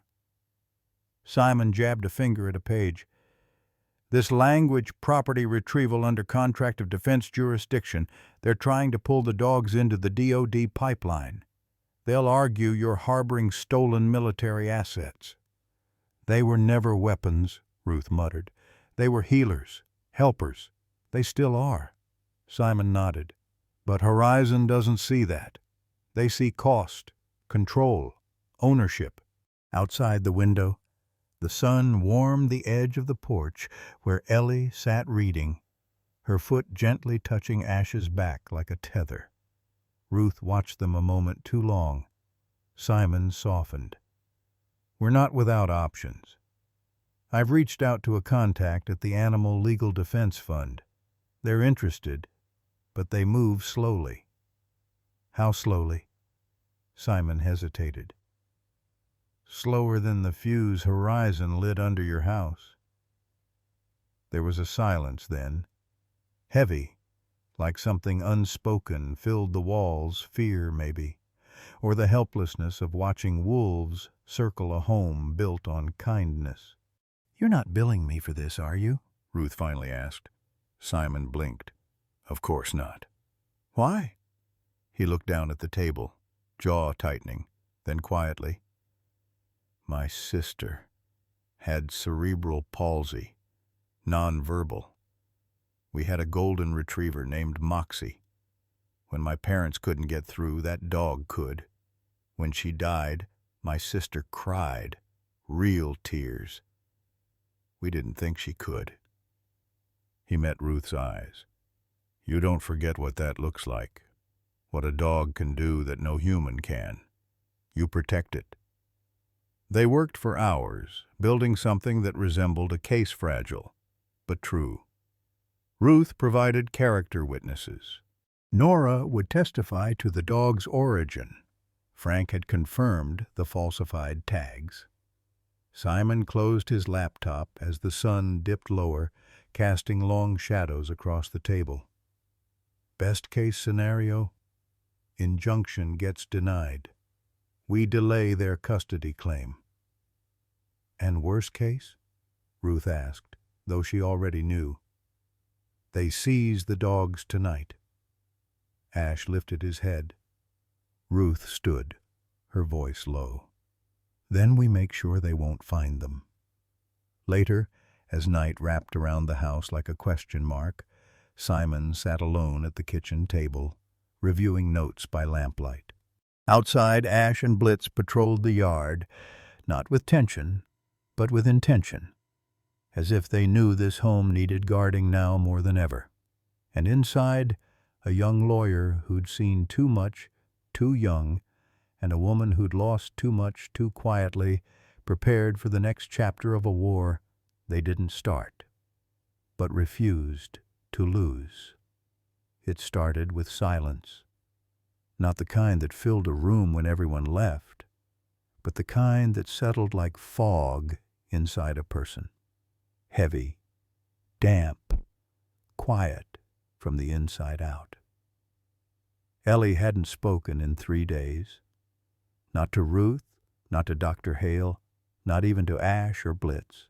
Her journal stayed closed. Her wheelchair faced the corner of the living room now, angled away from the windows where she used to sit and watch the dogs play in the yard. The news had come fast, like shrapnel. Court summons, threats of removal, Horizon's team requesting psychological evaluations as a way to question her capacity to bond. Someone even floated the phrase unfit environment in the presence of a child psychologist. Ruth had shouted. Nora had written letters. Simon had worked till his voice went hoarse. Ellie had shut down. Her world shrank. She no longer rolled out for breakfast. Wouldn't lift her fork unless someone placed it in her hand. The sparkle that used to flicker in her eyes when Ash nudged her was gone, replaced by something brittle and far away. Ruth sat on the armrest one evening, brushing a strand of hair from Ellie's forehead. "They're not taking them. I won't let them." Ellie didn't blink. "I know you're scared, baby," Ruth whispered, "but we need you. Ash and Blitz, they feel you pulling away." Blitz, resting nearby, lifted his head. Ash paced the room, tail low, ears twitching to a rhythm only he could hear. It was that night, when even the walls seemed to exhale grief, that Ash did something he'd never done before. He walked into Ellie's bedroom and vanished beneath the bed for a full minute. When he returned, he was dragging something soft in his mouth, an old children's book. The corners were chewed, the cover faded, but the name still read clear in Ellie's small handwriting, "A Place for You."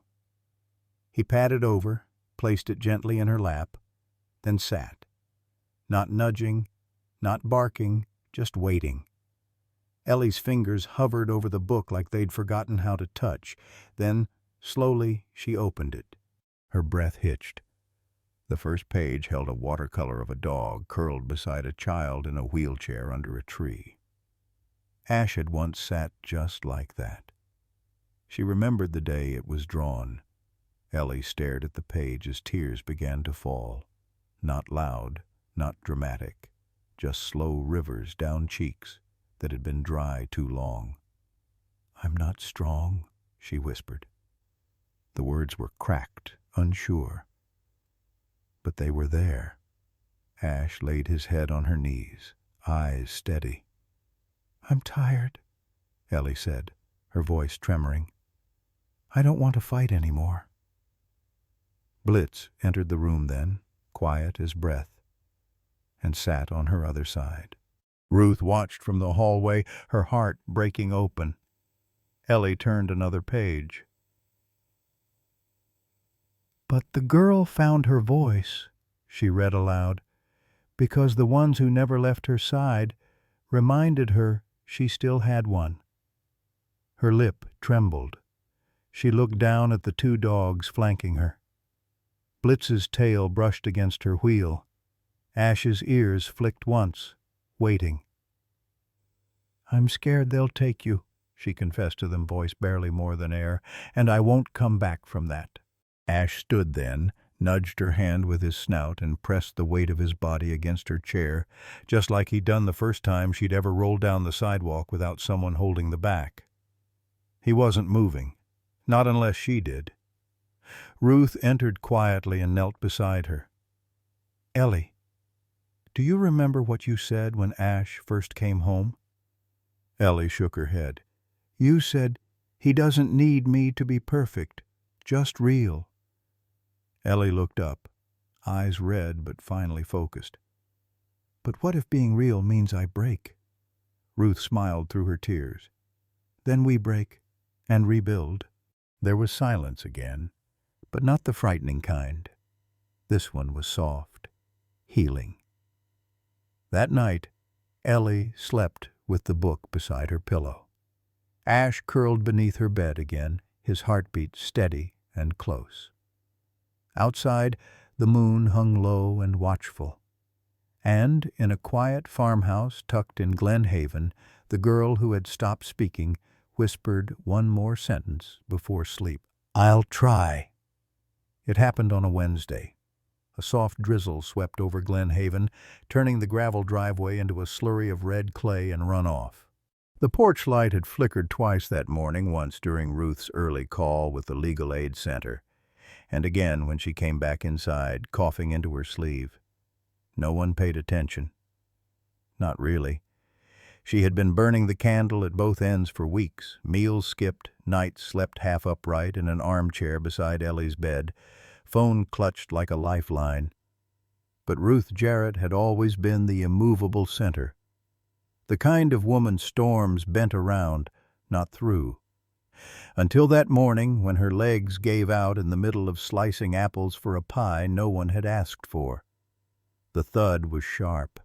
A knife clattered to the floor. Then silence. Ellie was the first to hear it. She wheeled herself toward the kitchen, a strange pulse thrumming in her throat. The dogs were already there. Ash pacing, Blitz whimpering low beside Ruth's still body. The pie crust was half-rolled, a smear of flour trailing toward where Ruth lay curled, arms folded awkwardly beneath her. "Grandma?" Ellie's voice cracked. Ruth didn't move.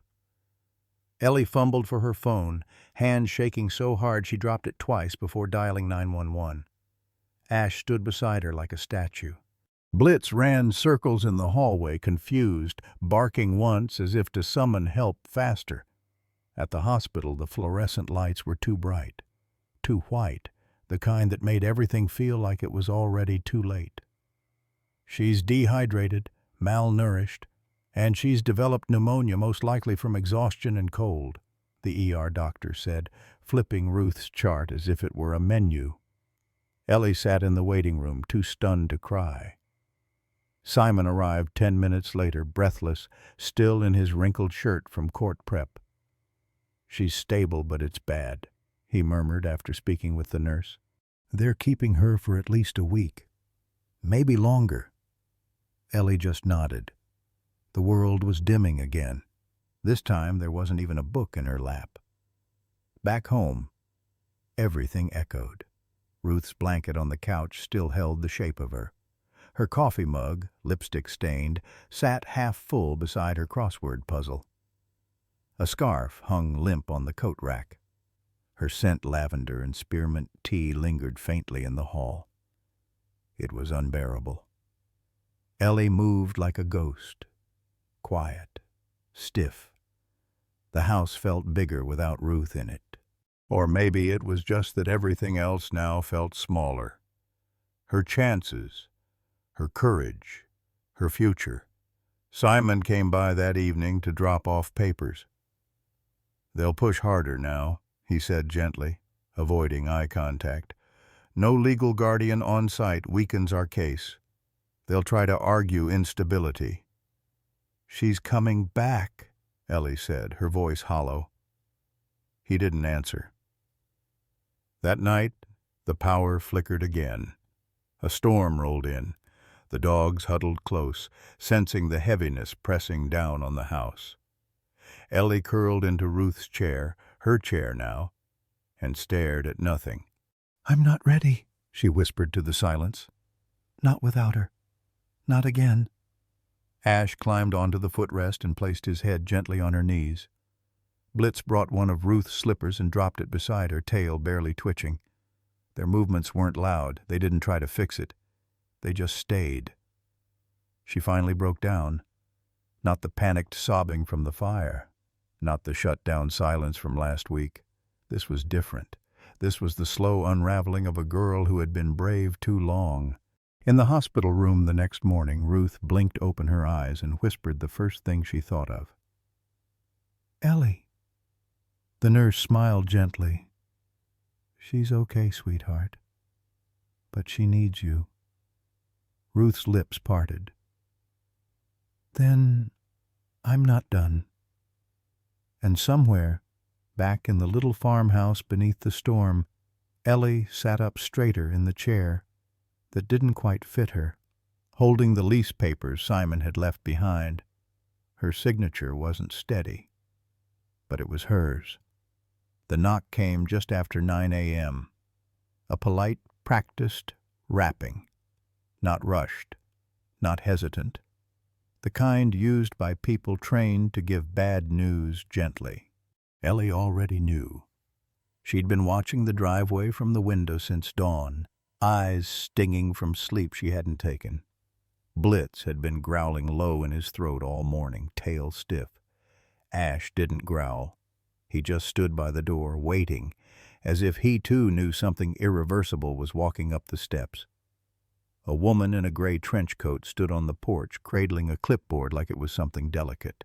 Her name tag read C. Miranda, Department of Family Services. Her smile was warm. Her eyes were not. "Ellie," she said, crouching to eye level once she stepped inside. "I'm here to talk about Monday." Ellie said nothing, just watched her from the couch, legs drawn up, arms around her knees. Blitz lay across her feet like a weighted blanket. Ash sat like a statue at her side. The social worker continued, placing the clipboard on the coffee table between them. "We've been monitoring the case closely, and with Ruth still in the hospital, it's been decided that you'll enter temporary placement beginning Monday morning." "Foster care," Ellie said flatly. Her voice sounded distant, even to herself. Ms. Miranda's face softened. "Only until your grandmother is medically cleared. It's not punishment, sweetheart. It's just protocol. We're doing everything we can to make this transition smooth." Ellie's eyes didn't blink. "And the dogs?" A pause, the kind that fills an entire room.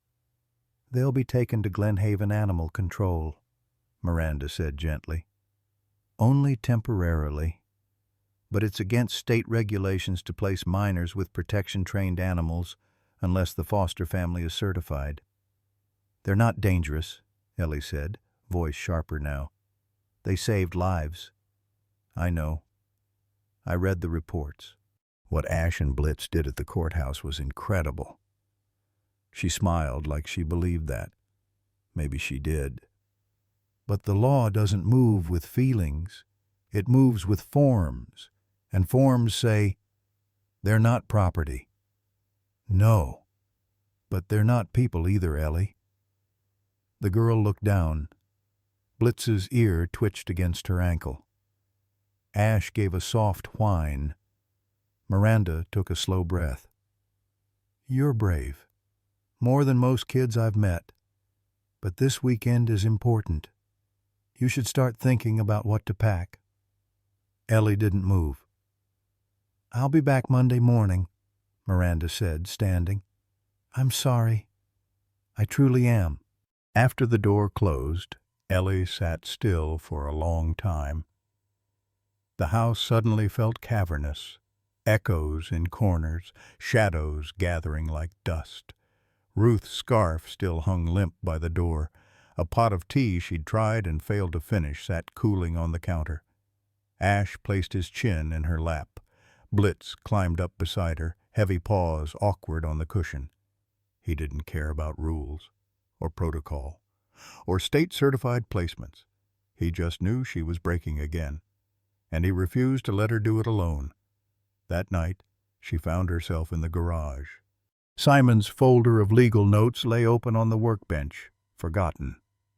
But her eyes drifted instead to the corner shelves, old things Ruth had stored for some day.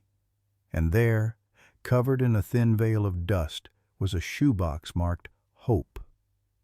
Inside, a faded photo of Ellie, age 6, hugging a mutt named Jasper. A vet bill. A newspaper clipping about a girl and her rescue dog. A letter one Ruth never mailed to the mayor, asking to petition for Glen Haven's first certified emotional support animal program. Ellie sat on the floor, photo in her lap, Blitz curled around her like a comma. "I'm not leaving them," she whispered into the quiet. "They're not the problem. They're the only thing that still works." Ash pawed at the door, as if to say, "Then let's find another way." It started with crayons. A girl named Riley, in Ellie's home room, one of the quieter ones, with paint always under her nails, stood up during free period and asked if she could draw Ash and Blitz. When the teacher nodded, she didn't just draw them. She drew Ellie, too. Stick figures, yes, but full of movement. Ash running, Blitz jumping, Ellie laughing in color. She titled it in crooked block letters, "Keep Ellie's Family Together." That afternoon, 3 other kids joined her. By Thursday morning, the cafeteria walls were a gallery portraits of dogs and girls, houses with hearts, bold letters scrawled across skies. "Don't break what's not broken." "Every hero deserves a home." Dogs are family, too. When Principal Barrett saw the murals, she didn't take them down. She laminated them. By lunch, someone had posted photos of the drawings online. A florist on Main Street taped one to her shop window. Then the bakery followed. The hardware store. Even the Glen Haven Police Department. Frank Jarvis, retired K-9 unit, ex-military, a man of few words and fewer smiles, walked into the print shop with his old uniform jacket on and said simply, "We're not letting this girl lose her dogs." He called in 2 favors, then 3 more. By nightfall, a local lawyer had agreed to assist Simon Llewellyn's efforts pro bono. A retired handler in Richmond faxed over documents about therapy dog designation. A vet in Kansas City offered to testify remotely. "They're not just trained," Frank muttered into his phone. "They're bonded, and that's the difference." On Friday evening, the old church bell rang for the first time in years. It was Pastor Delaney who'd suggested the vigil, not for protest, not for noise, for stillness, for reminder, for witness. Candles flickered like stars in the chapel garden. No speeches, no shouting, just silence and breath. Ellie stood near the back, bundled in Ruth's coat, Blitz pressed to her side, Ash lying quietly at her feet. No one told her to move. No one looked away. Pastor Delaney lit the last candle himself and whispered into the dusk, "Let no child lose their family just because we don't yet have a box to put them in." Later that night, someone taped a handwritten sign to the courthouse steps. No name, no slogan, just 4 words in black ink. "She keeps them safe." The wind tried to peel it away, but someone else came by and taped it back up. The clinic was dark except for the light spilling beneath Nora's office door. It was nearly midnight, and the rest of Glen Haven was asleep, or pretending to be. But Nora Hale's fingers moved like someone racing against time, pulling files from boxes long untouched, flipping pages brittle with age and corners stained with iodine. She should have gone home hours ago. But something had been gnawing at her all day. A half-memory, stubborn and unformed, like a voice behind a closed door. It had followed her through appointments, whispered beneath stethoscopes, clung to the corners of her eyes like static. Then, just past 10, it clicked. The Mountain View files, not the official ones, the backup logs. They were stored in a taped cardboard box beneath a cabinet labeled Archive 2014. Most people would have thrown it out years ago. Nora had nearly done the same after her resignation. But she hadn't. Because something in her couldn't forget the children. She sat cross-legged on the floor now, her white coat tossed over a chair, her reading glasses sliding down her nose. The old veterinary logs were printed on blue-tinted paper, carbon-copied, fading but legible. Patient ID A1876, German Shepherd, male. Intake reason, post-deployment reassignment, behavioral notes. Highly responsive to child trauma cues. She froze. A1976. She flipped faster. Another log. Another entry. Patient ID B5439, Belgian Malinois, female. Transferred from retired military handler. Observed attachment to nonverbal pediatric patients. Her breath caught. These weren't just dogs from some generalized therapy rotation. They were hers. From her program. The Specialized Pairing Initiative for High-Trauma Pediatric Cases. A program shut down under protest the same month Horizon took over the hospital. Nora's hands shook as she reached for the next file photos this time. One image was grainy but unmistakable. A burn-scarred boy lying in a hospital bed, his face turned away, but curled beside him asleep, was Blitz. Another, a small girl reading aloud in halting syllables to a dog with darker fur, ears tilted forward. Ash. She whispered their names out loud as if confirming they were real. Ash. Blitz. Her heart pounded as she turned to the final folder sealed, marked discontinued, non-transferable. Inside were the tattoo logs. Nora flipped through the serials until she found them. A1876, Ash. B5439, Blitz. Exact matches to the tattoos on their underbellies, tattoos she herself had recorded years ago. She remembered the moment Ash flinched when the ink touched skin. How Blitz had laid her head on the chest of a child who hadn't spoken in months. Nora stood slowly, eyes wide, air catching in her throat like thunder before a break. They weren't stolen from Horizon. They were never Horizon's to begin with. They were never property. They were survivors. She sat down again, but this time not to search. She stared at the evidence in her lap, proof that Ellie's dogs had been therapy animals assigned to children bonded through care and trauma. That Horizon had no claim, no legal footing, that these dogs didn't run from something. They ran to someone. Her. Ellie. Home. As the clock struck midnight, Nora picked up her phone. There was still time. The courthouse smelled like smoke. Not from last week's blaze, something newer. Burnt nerves, scorched pride. Inside, courtroom B held its breath. Whispers rippled. Ellie sat in the third row, shoulders hunched. Ash lay at her feet. Blitz close behind. Still. Silent. At the front, Simon Llewellyn stood straighter than usual. Nora Hale sat beside him, gripping a folder like a lifeline. Frank Jarvis waited in the back. His part was done. All rise. Judge Castellan entered, already weary. This wasn't on her docket, but someone had made sure she heard it.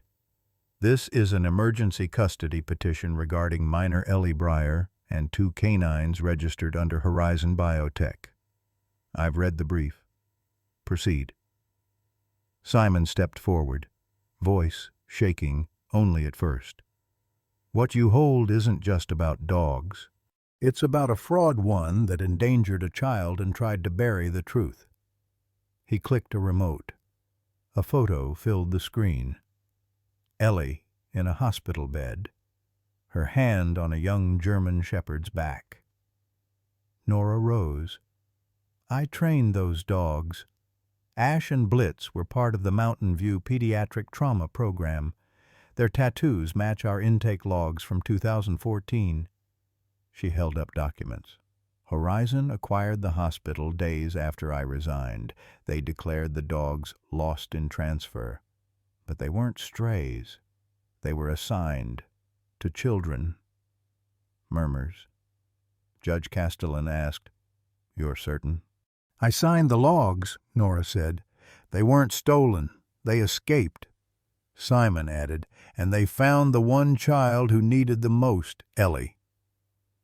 Where's Mr. Rourke? The judge asked. A clerk leaned in. Left town this morning. Silence broke into motion. A journalist ducked out. Frank nodded in the back. He'd seen this before. When predators smell the end, they bolt. The judge straightened. Effective immediately, custody of Ash and Blitz is granted to Ellie Breyer under the temporary guardianship of Ruth Delaney. Horizon's claim is dismissed with prejudice. A pause. And I'm referring this case for investigation into fraud, unlawful seizure, and perjury. Simon exhaled. Nora's hands trembled. Ellie didn't react until Ash leaned against her leg. She smiled. First time in months. Outside, cameras waited, but no one spoke. For Glen Haven, silence wasn't absence. It was reverence. Sometimes healing didn't roar. Sometimes it simply stayed. The hospital room smelled of mint and clean linen. Afternoon light striped the bed. Ruth looked smaller than ever. A knit cap covered thinning curls. Her voice soft but firm. She's not a little girl anymore. She needs someone who can keep up. She needs you, Nora replied. No, Ruth said. She needs stability, routine. You have that. Nora's voice cracked. I don't know how to raise a child. You don't need to know everything. Just be there when the sky falls. She reached out, hand trembling. I've loved her like my own. But now I need to let her choose who holds her next. That night, Nora sat on Ruth's porch steps. Ash and Blitz curled nearby, alert but quiet. Ellie stood in the doorway, holding the frame. I talked to Ruth, Nora said. She asked me to be your guardian. Ellie didn't move, then slowly sat beside her, arms around her knees. I don't want to leave her. You're not, Nora said. You're carrying her forward. A beat. Will they come again? No, Nora said. Not this time. Blitz opened one eye, then closed it again. Ellie whispered, I want to stay. Nora nodded, her voice catching. Then we'll figure it out. Together. Inside, the clock ticked past midnight. And for the first time in too long, something new began. The final hearing was standing room only. Teachers, shopkeepers, kids in hand-drawn shirts. Let them stay. Ellie sat beside Nora and Simon. Her feet barely touched the floor. Blitz lay curled beneath her. Ash upright, alert. The judge read aloud. In light of submitted evidence and verified ID records, Ash and Blitz were never Horizon's property. Then she looked at Ellie. They are not subject to seizure. They remain with their bonded handler, Ellie Delaney. The room exhaled, then erupted soft applause, murmurs, a tearful thank you whispered from Frank in the back. Ellie stared, then turned to Nora, then down at Ash. He met her gaze, like he already knew. She smiled, small, then wider. Then the tears came. Outside, the courthouse steps turned festive. Reporters circled, but couldn't capture the moment that mattered most. A girl hugging her dogs like lifelines. A town waking up. A truth that finally stayed uncovered. Simon handed her the ruling. It's not just paper, it's freedom. Someone yelled, "Speech!" Confetti flew. Ellie ducked, laughing. Not guarded laughter. Hers, real, whole, safe. As the sun dipped behind the courthouse, Ash and Blitz flanked her. Not just protectors, but as family. The snowmelt came slowly that year. First as rivulets along the sidewalk cracks, then pooling into small mirrored lakes behind the elementary school swings. It was April by the calendar, but the town didn't fully believe it until the trees began to bud tentative green after so many months of hush and frost. Atop the hill, the white clapboard house looked different too, not in structure, in spirit. Curtains no longer stayed drawn all day. The porch light worked again.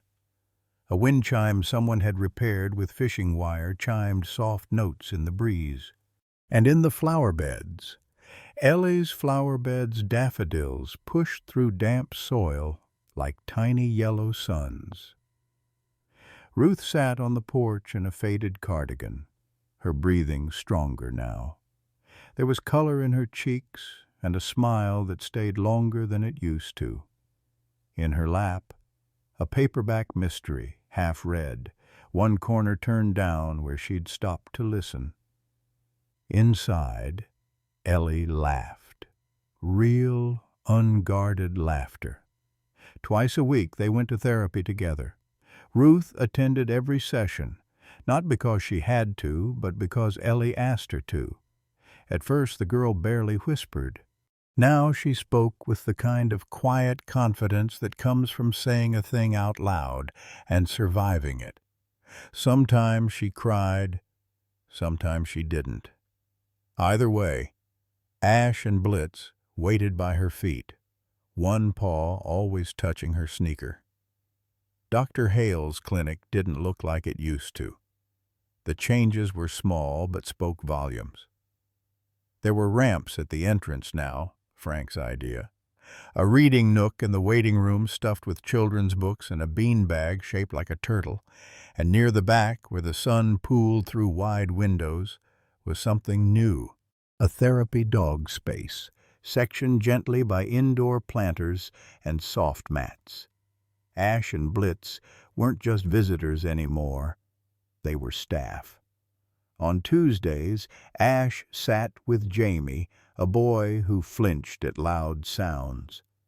The moment the door clicked, Ash would lie down first flat, still, waiting for Jamie to come closer on his own. No barking, no expectations, just presence. On Fridays, Blitz worked with Alondra, whose father had returned from overseas a different man. Blitz didn't care that Alondra didn't speak much. He responded to movement, to the crinkle of paper as she drew with colored pencils. He lay beside her, head on her ankle, anchoring her to the moment. The children began to ask, "Can I pet them? Can I read to them? Do they know my name?" "Yes, yes, and probably better than you think."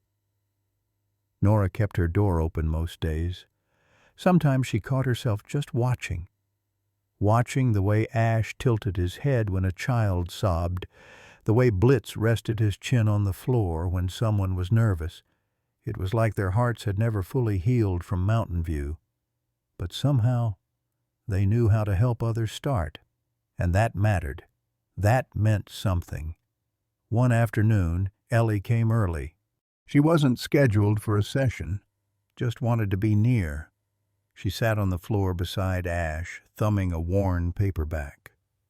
The same book he'd nudged into her lap all those nights ago. "He still does that," she murmured, more to herself. "Brings me books when I get too quiet." Nora looked up from her desk. "That's not coincidence," she said gently. "It's memory. And love." Ellie nodded. Outside, a robin sang its chaotic, hopeful tune. Somewhere beyond the trees, wind brushed through new leaves like fingers against piano keys. Glen Haven had thawed, and in the space where silence once ruled, a new kind of melody began.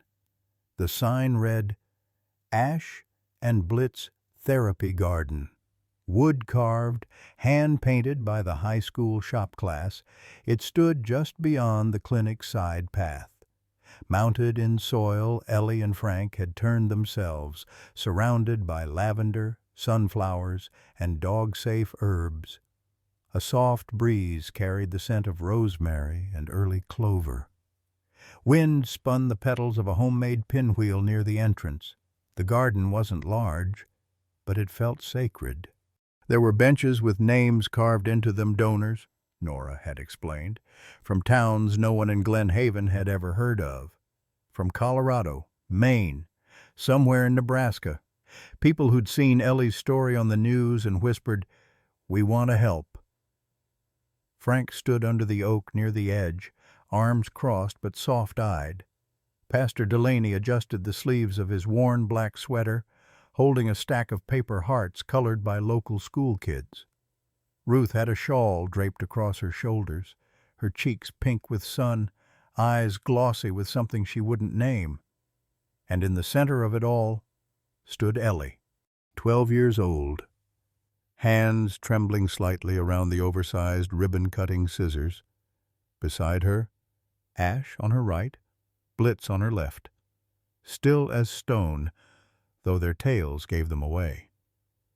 She didn't want to speak, not at first. She'd written something, folded in the back pocket of her jeans. But when Nora gently cued her with a nod, Ellie shook her head. Then she looked at Ash, at Blitz, at the two dogs who had been her shelter in a storm no one else saw coming. And she spoke, quiet, clear, no paper needed. "When I didn't have words, they listened anyway. When I couldn't sleep, they stayed up. When I was angry or scared or too tired to care, they were still there. They didn't fix everything, but they stayed. And that made everything worth fixing." Her voice cracked just once, but she didn't stop. "This garden isn't just for me. It's for anyone who needs a quiet place, a place to remember how to breathe, a place where it's okay to hurt and okay to start over. I guess this is the kind of place I wish I'd had sooner. I'm just really glad it's here now." A hush followed. Then applause, gentle at first, then full, warm, as if every clap was an exhale held too long. Ellie smiled and leaned forward, snipped the ribbon in one neat slice. The crowd moved slowly through the garden. Some left messages on the community board, handwritten thank yous, prayers, photos of dogs gone or still here. A father knelt beside his daughter, pointing out the herbs with names on laminated tags. Nora caught a woman weeping softly in the rosemary patch, one hand on a stone marker engraved, "You were loved, even when we didn't know how to say it." Children took turns reading books aloud in the shaded corner. Ash lay beside them, head resting on a small girl's rain boot. Blitz dozed in the sun, one ear twitching at the sound of laughter. By noon, someone brought lemonade. Another brought cookies shaped like paw prints. Someone from the town council whispered to Frank, "You think we could do this again next year?" He smiled. I think we have to.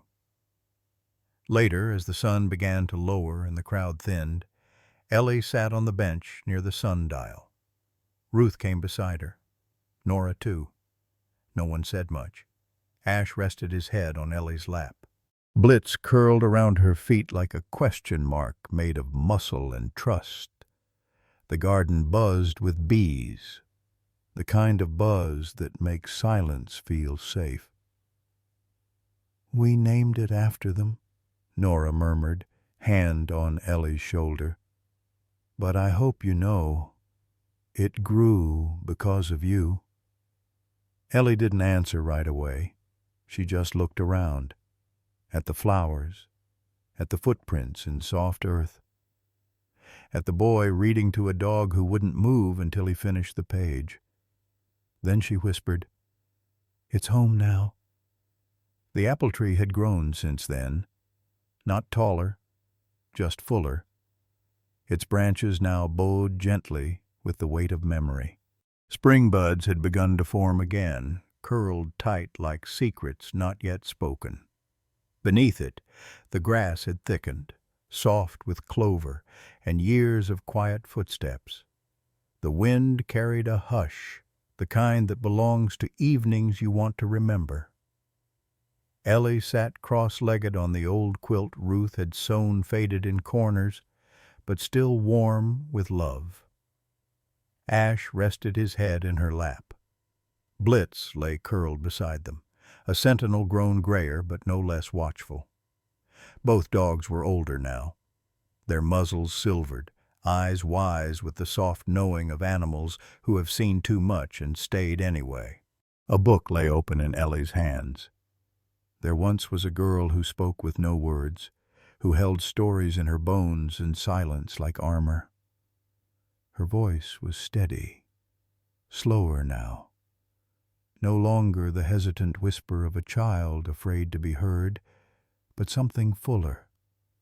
A young woman speaking not for survival, but from knowing. She paused. Let her fingers brush Ash's ears. His tail thumped once. The moon hung low above the ridge, caught between the barest edge of winter and the cusp of something new. Crickets began their low song in the garden behind the clinic, where herbs bloomed and children's laughter had once painted the air. Ellie closed the book gently. She didn't need to finish the story. She knew how it ended, or maybe how it continued. She looked down at Ash, then Blitz. They had given her so much, not just protection, not just presence, but the space to grieve, the courage to rebuild, the stubborn, wordless love that says, "I will not leave, even when you push me away, even when you forget how to ask." "You found me," she whispered. Her fingers curled into Ash's scruff, grounding herself in the warmth beneath his coat. "And I found you." Her voice trembled, then settled. "That makes us forever." No one answered. But the world seemed to exhale. The stars blinked on. A soft wind stirred the leaves. Blitz shifted, then placed his head over her foot, gentle, final, like punctuation. In that moment, time didn't stop. It didn't need to. It simply paused long enough for her to hold it. They sat like that for a while. No music, no applause, no cameras. Just a girl, her dogs, and the night they'd earned. When Ellie rose at last, Ash followed slowly, his joints stiff, but his spirit as anchored as ever. Blitz stretched, then rose too. The three of them moved as one back toward the house, where a porch light waited, and behind them, the apple tree stood in silence, watching, rooted, remembering. In a world that often moves too fast to notice the quiet ones, those who carry invisible wounds, who speak through silence, stories like Ellie's remind us of something deeper. Healing is possible when love stays. The bond between a child and her dogs, especially ones as loyal and intelligent as German shepherds, is more than companionship. It's sanctuary.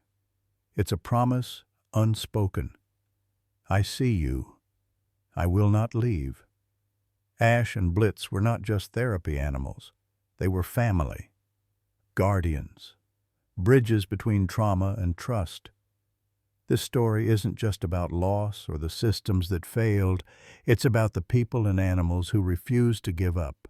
It's a tribute to those who fight quietly, who love fiercely, who sit beside you until you're ready to speak again. Let this be a call to cherish the ones who heal us, whether they walk on 2 legs or 4. Support rescue, protect therapy programs, and believe in second chances. The love of a dog can change a life. Sometimes all it takes to save someone is a paw on the knee, and the patience to wait for their voice to return. That kind of love is worth everything, and it lasts forever.